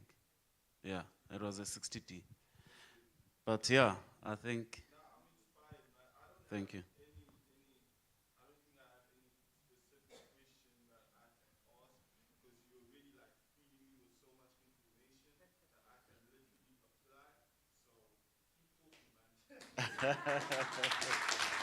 Thank you. Thank you so much, Justice. I know we have so many questions that we want to ask all of these incredible artists, but time. I hope you can find them afterwards. I want to watch a feature film in that Ingram TVC. Yeah. Next up, we have a monologue by Tina Makendlana from her book. What is the name of your book? I'd love to know the name. Please come up and share with us.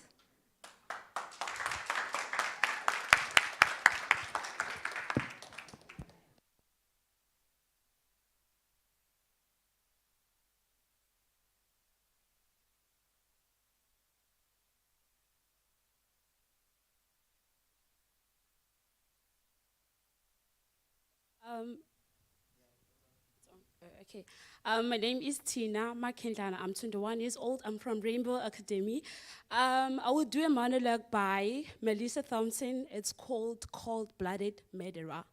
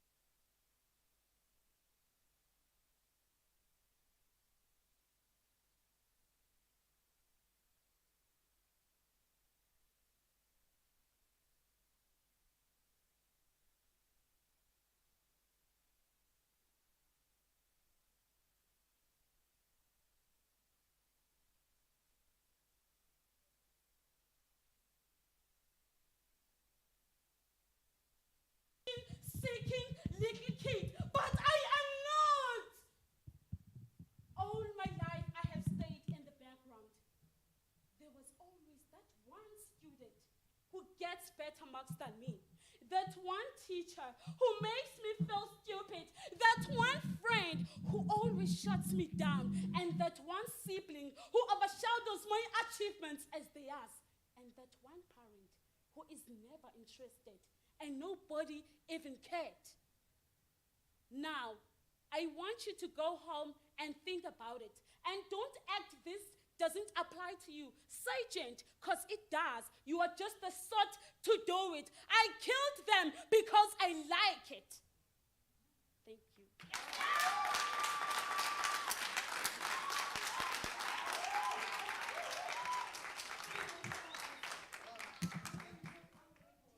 Oh, wow. Yeah, thank you, Tina. That was amazing. Whoa. Yeah, so guys better beware.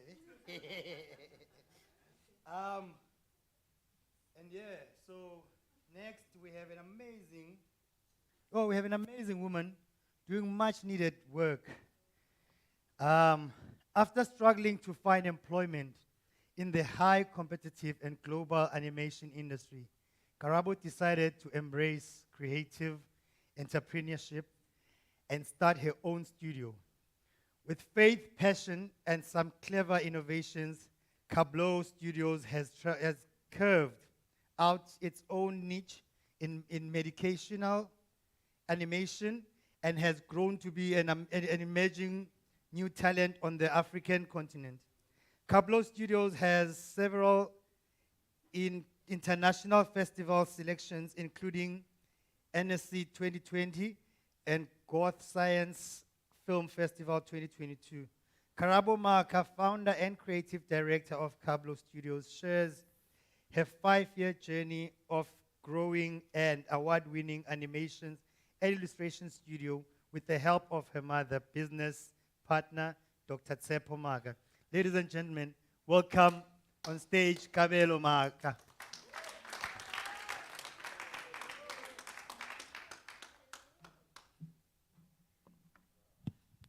Thank you.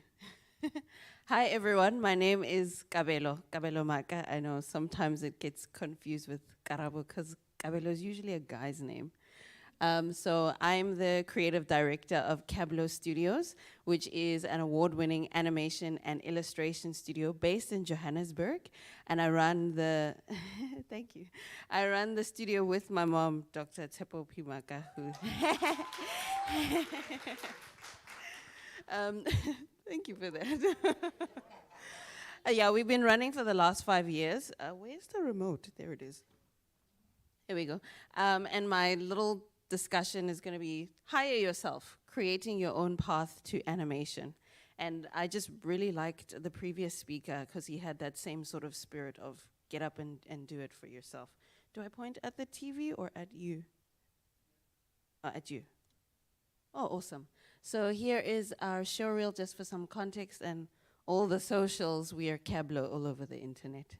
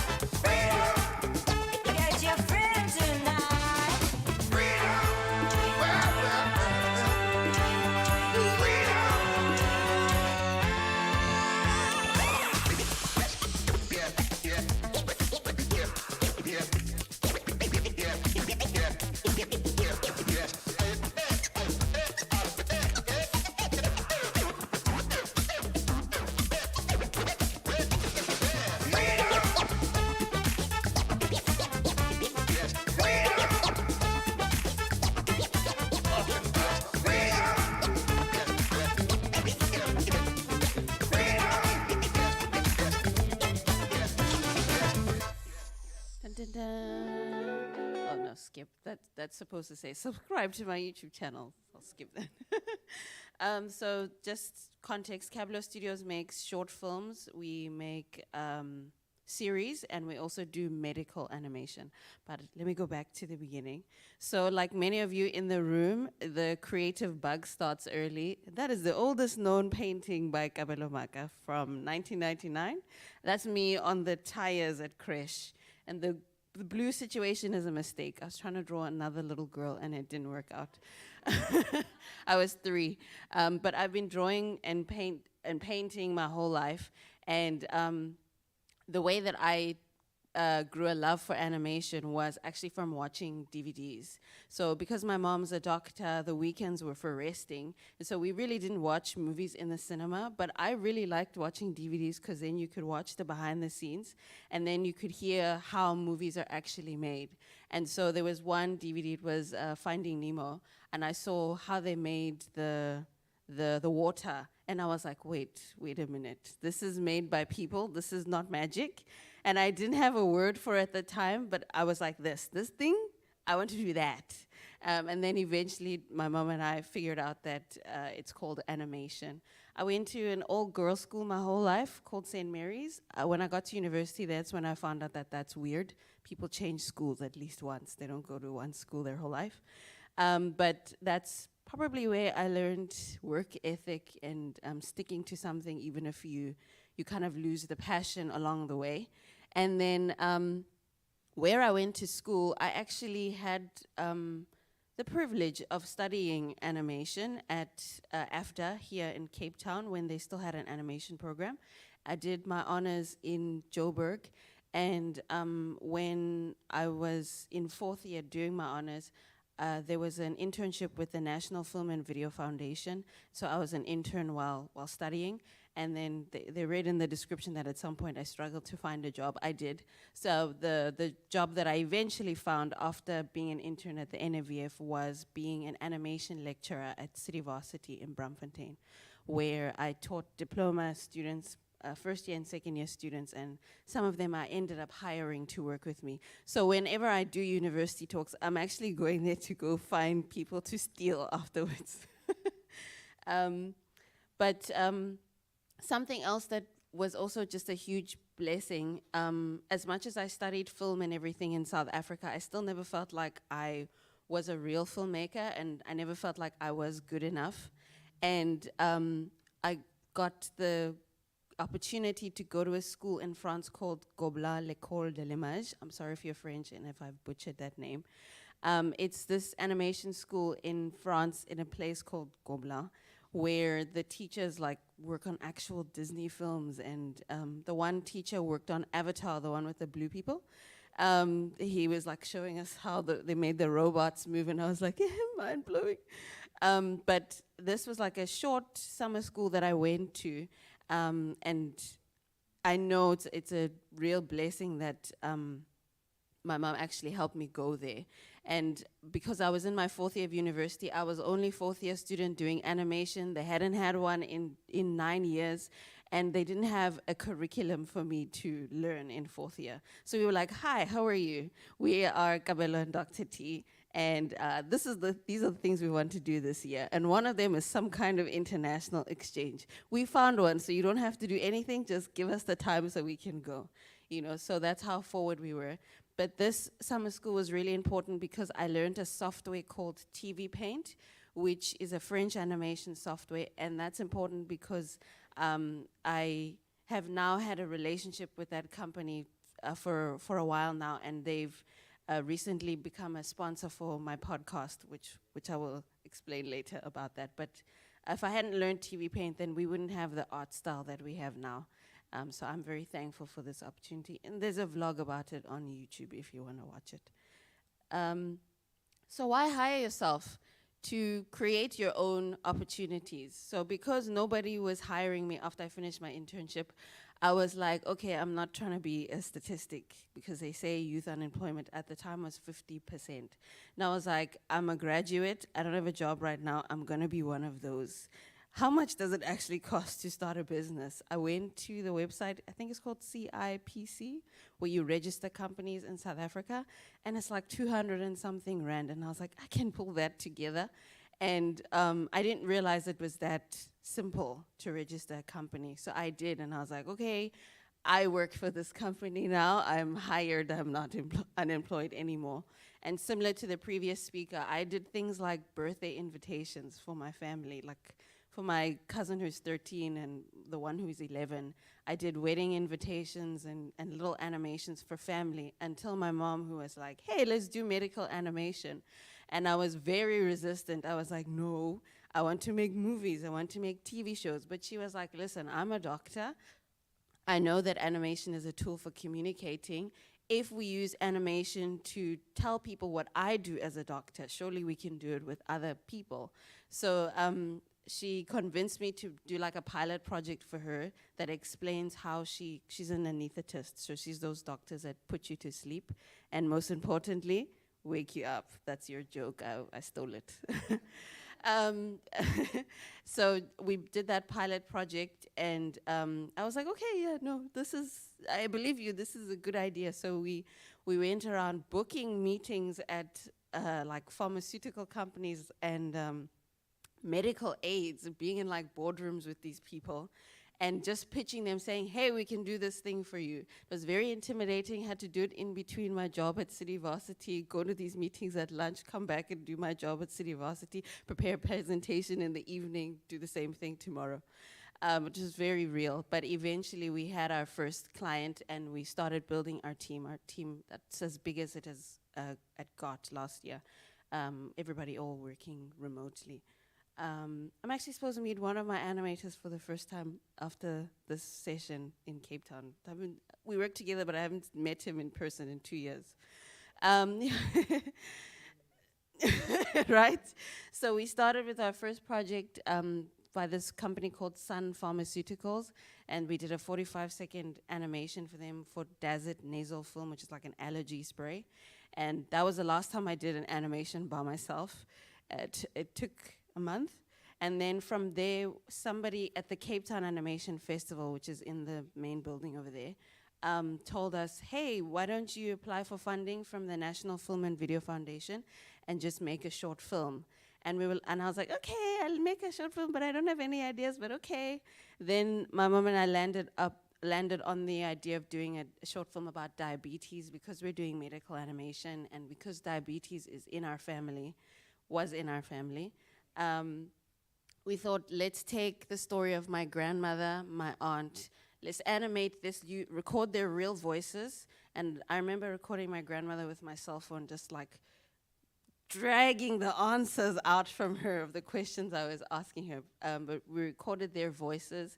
We turned them into cartoon characters and animated their story and their struggles with diabetes.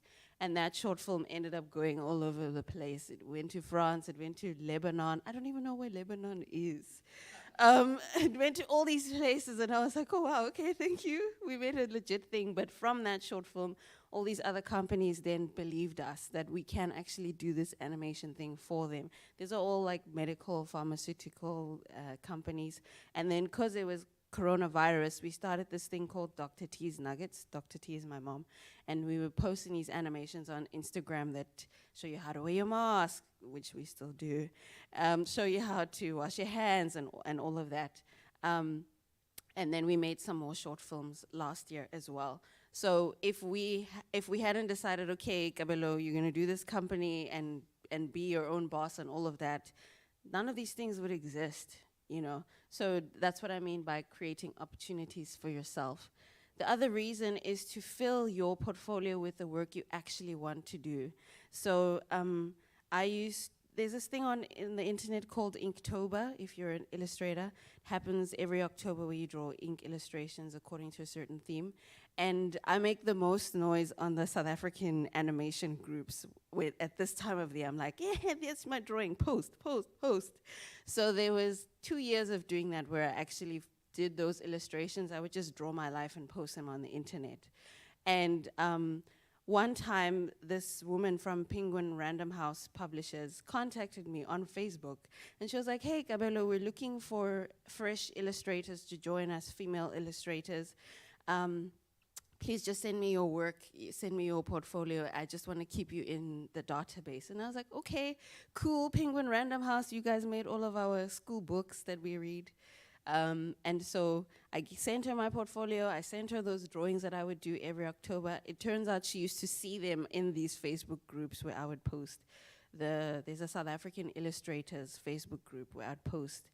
And so then from that opportunity, I got to illustrate our first major children's book for Penguin Random House, written by Lady Zamar. The other day at the airport, I saw the book at Exclusive Books, and I was like, yeah, it's real. The animator at the bottom there, her name is Tanika. She used to be one of my students, and she's been with us for 3 years now, so I keep my people. But we illustrated this book for Lady Zamar and for Penguin. For me, it was really exciting to have Penguin, because then I can put their logo all over my website and be like, everybody hire me now because I can do children's books. But it was just very exciting because I love comics, I love drawing, and so it was like, because I was posting all this stuff on Facebook, now I actually got to do the work that I actually want to do. And it took a while, but this is real and it can happen, and I just wanted to encourage you with that story. And then the other opportunities the work that we want to do in terms of making your own, hiring yourself, is we started this thing called the Business of Animation podcast in 2020, and it was because my students kept asking me questions like, Miss K, oh, they call me Miss K. Miss K, how do I do an invoice? Miss K, somebody asked me to do a project for them, and I don't know how to pay the people that I'm working with.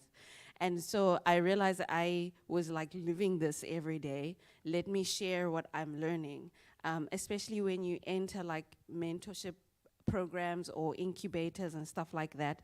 They teach you a lot of stuff to help you grow your business. And I thought, let me share this with my students because I'm gonna be doing Cablo Studios more full time.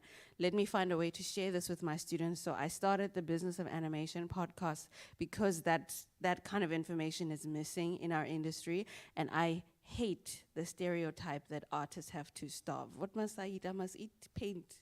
No, I also want to eat bread. So we started this, and we did it in 2020 till now, and only recently did we meet with TV Paint, the software company, and we spoke to them. We were like, hey, we're looking for sponsors for the show, and they were like willing. And I was like, oh, great, pay me in the euros, please, because they're a French company. But I'm grateful to say that they agreed to sponsor 4 of our episodes that are coming in season 2. So I'm just very thankful for that. Again, creating the work that you want to do. Thank you. And it took a while, and it was hard to do a podcast, and I was recording on my phone at night, and blankets trying to have soundproofing. So now it can be a little bit more decent because we're sponsored. And then the last thing with education relates to, I do teach it, I still do talks at universities and in situations like this, but this is probably my favorite thing that we've ever done. We did an animation residency in last year from July? May to July, yeah. May to July, where we helped 5 young directors create their own short films so that they could break into the industry. And that leads into my last reason for why you should hire yourself. You get to create opportunities for others that would never exist. So last year they had this thing called the Presidential Fund that was created to help people recover from COVID-19. And we had this idea to create a residency program because we saw how much we benefited from making one short film. And a lot of these government funding things will say, you need to have at least made one short film to be able to access these funds. And so there's like a barrier of entry into the industry. So I thought, wait, we made a short film, let's repeat this for somebody else. So we got, there were 5 graduates or juniors who had like maybe 1 to 2 years experience. And we helped them make their, is there a slide for it? Yeah, there is. We helped them make their first short film, which are all under 5 minutes. And we did this so that they could have something that they could use to break into the industry as well. And 3 of the 5 ended up working with us full time after that 3-month program. And then 2 of them went and found jobs elsewhere in the industry. One of them, his name is Miles Mulumbo. He got a job working on a Cartoon Network project. And then the other one, where is she? Tammy. She got a job working as a 3D artist in the architecture space. And so for me, I was like, yeah, I proved my concept. If I can get people to make a short film or make something of their own, it can help them have gainful employment or do their own thing afterwards. And through this residency, is there a slide for it? Yeah. In this residency, we had people from all races, genders, and also, what is it called when people identify? Sorry, I'm not that. Thank you, thank you, thank you. So we did workshops with them, and it was all virtual. All you needed was the internet, and we were going to pay you a stipend every month, so you're earning money, because again, I hate the idea of starving artists. And then also, we had like a work from home allowance as well, to deal with things like internet and load shedding and stuff like that. So we had workshops with them, we had one-on-one feedback sessions, and then they also attended our meetings as a team to receive notes from the rest of the animators in our team, but also to be able to get comfortable presenting their work in front of others and being critiqued in front of others. And yeah, so the residency was just my favorite thing that we did, and if we didn't exist as Cablo Studios, the residency wouldn't exist, and we wouldn't have been able to find all those people. So just what's next for us is we're in the middle of developing TV series now. Now that we've figured out how to have our bread and butter with medical animation, we're now trying to do regular entertainment and pitching and all of that. And the common denominator of all of our TV shows is they feature a black female protagonist. It's just me 5 times, honesty. So I'm very excited to share what's coming next with Cablo Studios with these. So I think that's it. Oh, I put the news right. I don't know why this is here, and I can't remember my point, but just to show that we've been featured in international news. For some of the projects that we're working on, 3 Teaspoons is the diabetes short film I spoke about. The Fam is a concept where I took my family and turned them into animated characters for a reality show because they're hilarious. And then the last one was a project we recently got to take to France. The one on the left is called Rorisang and the Girls. And it's a musical show with Afropop as the central genre. Yeah, I'm very excited about that one. But yeah, that's just the things that are coming next for Cablo Studios. Cartoon Brew was a website I always used to check whenever we had assignments and we needed to look for articles to substantiate what we were writing in our essays. I used to go to Cartoon Brew all the time. So it was like a dream come true to be in Cartoon Brew. That's it, thank you. You can reach me at this email. It literally comes to me, hello@Cablo Studios. It's not faceless. And that's, of course, our socials. Yeah, it's covered by the logos, but it's Cablo everywhere, all over the internet. Thank you, everyone.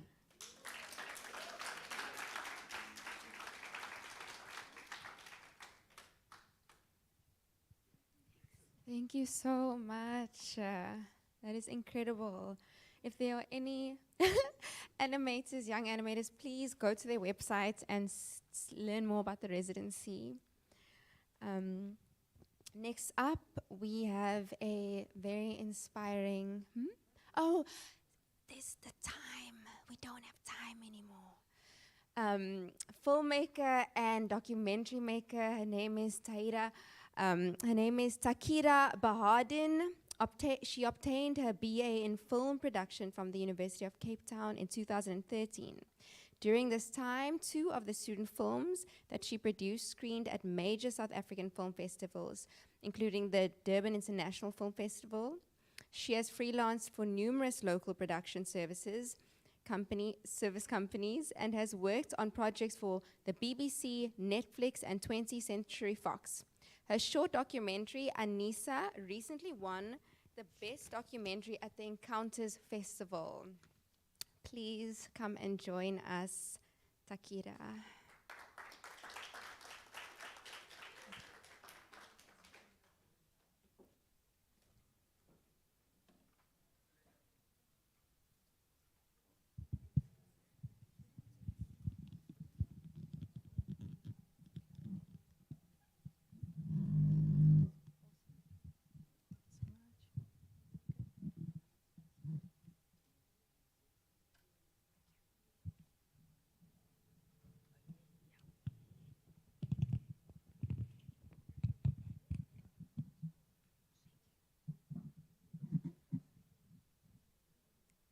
Hi everyone, can everyone hear me?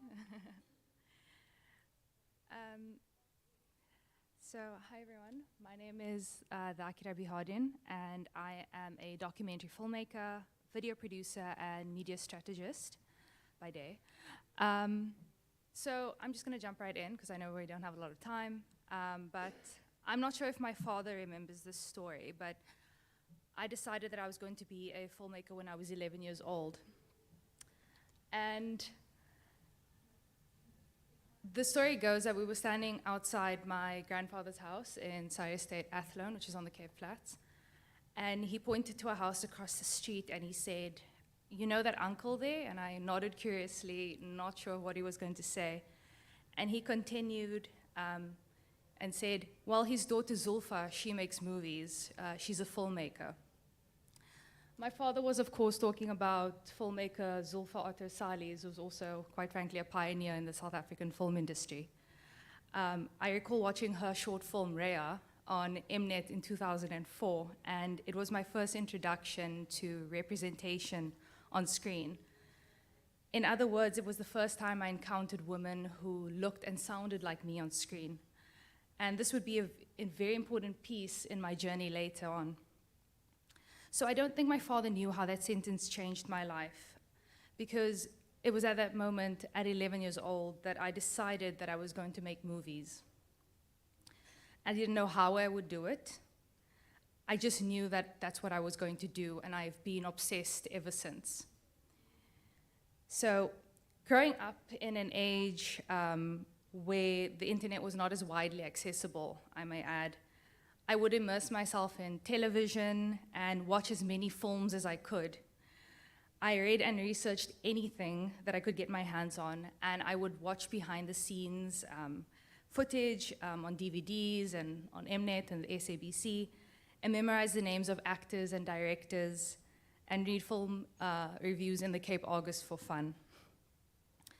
One thing that I would do is stay behind in the cinema and read the end credits, trying desperately to memorize each film department and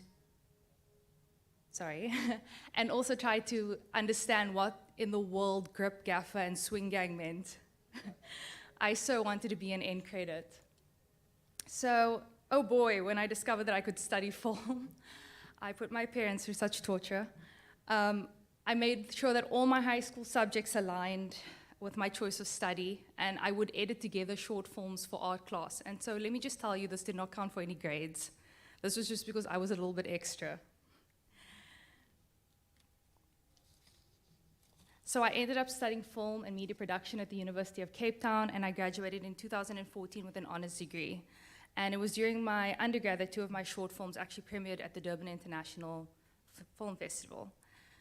And it was during my university vacations that I would intern on film projects, and I would try and engage as much filmmakers as I was able to. So after university and after a brief stint of unemployment, I volunteered at the Encounters Film Festival, for free I might add. And somehow I managed to wangle my way onto my first major film production, and as a film production assistant. So can I just tell you that there's actually no feeling like walking onto your first film set. Especially when this is all you've dreamed of since you were 11 years old. I recall them turning the lower half of Rubik Street into 1970s New York, and it was the coolest thing ever. I was completely in love with the film service industry. And also, I finally understood what grip, gaffer, and swing gang meant. So from production assistant, I worked my way up to production secretary and eventually production coordinator. I've learned from some of the most incredible minds, met some of the most amazing people, and have traveled to some beautiful places because of film production. And I will always have a special place in my heart for Cape Town Film Crew. So some advice, if you ever want to feel really good about yourselves, maybe list out your accomplishments, because I made that sound very easy. But truthfully, as everyone knows, the film industry is very demanding and can be quite stressful. The hours are long, and I ended up missing a lot of family and friend milestones because of the long hours and the amount of pressure I was under. So after a few taxing projects, I decided that I needed to reevaluate a few things. And while I was living my dream, or felt like it, it's not exactly what I imagined it to be. So I think a major turning point for me was when, as a young production assistant, I was walking by a meeting, and there were a few HODs having a meeting about a location of a scene that we would film later on in the few coming weeks. And I noticed something, that all the people seated around the table were men, and if not all white men. And there was no one seated at that table that looked like me. So I began to question what my role in the film industry was and whether there was a space for a young Muslim woman of color like me.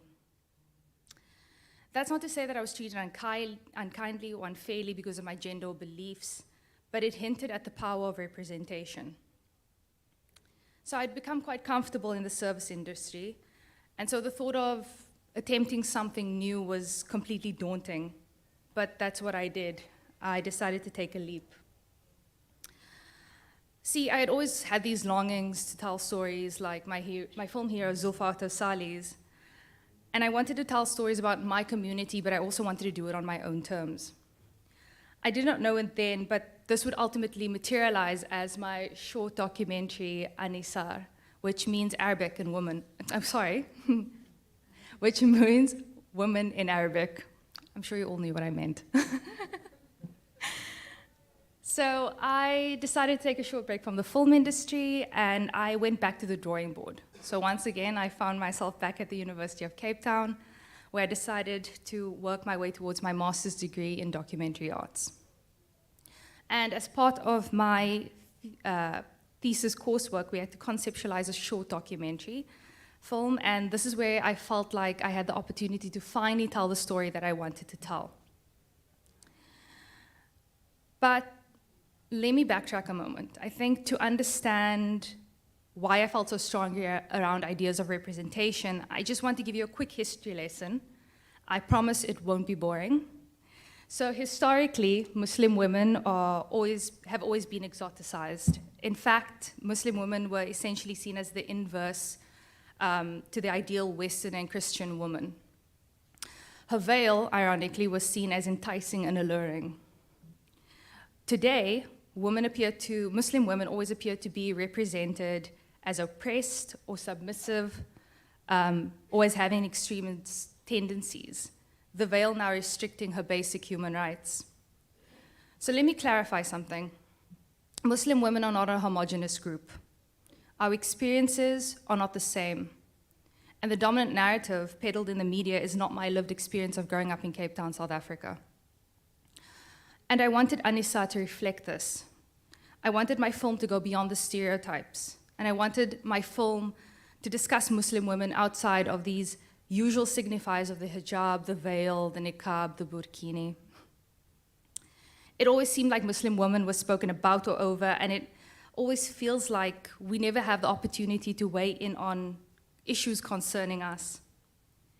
So while I do note a rise in accurate and more fair portrayals of Muslim women on screen, we still have a long way to go, because I genuinely believe that accurate or true representation won't happen until we see it mirrored off screen. So why is representation important? I just quickly want to highlight two concepts for you. The first is called symbolic annihilation, right? So this means when certain groups do not see themselves represented on screen, they don't feel validated. For example, let me just say that I'm obsessed with the Marvel Universe, and if I recall correctly, the first Marvel comic was released in 1939. It wasn't until 2014 when they introduced their first Muslim superhero character, and I cannot tell you how elated I felt when I saw somebody like me represented in a universe I so greatly admired. The second concept I want to highlight is called the hyperreality. So the hyperreality is when you see instances happening on TV, and then you see it mirrored happening in everyday life, and it becomes all the more believable. Sadly, things like this can have dangerous consequences in everyday life. So I think my problem was that I was waiting for these limited representations to be corrected on screen.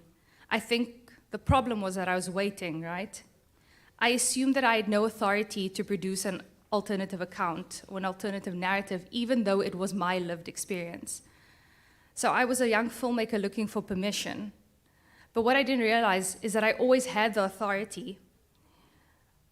I just needed to take it, and so I did. And so I present to you the teaser trailer for my film Anisar.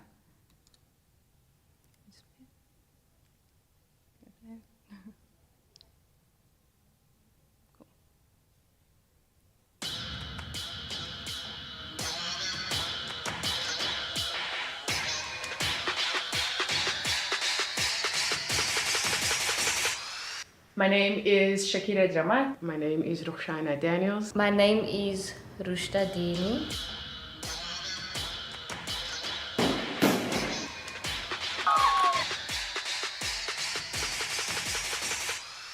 I ended up doing it anyway because I'm not going to let the patriarch stop me.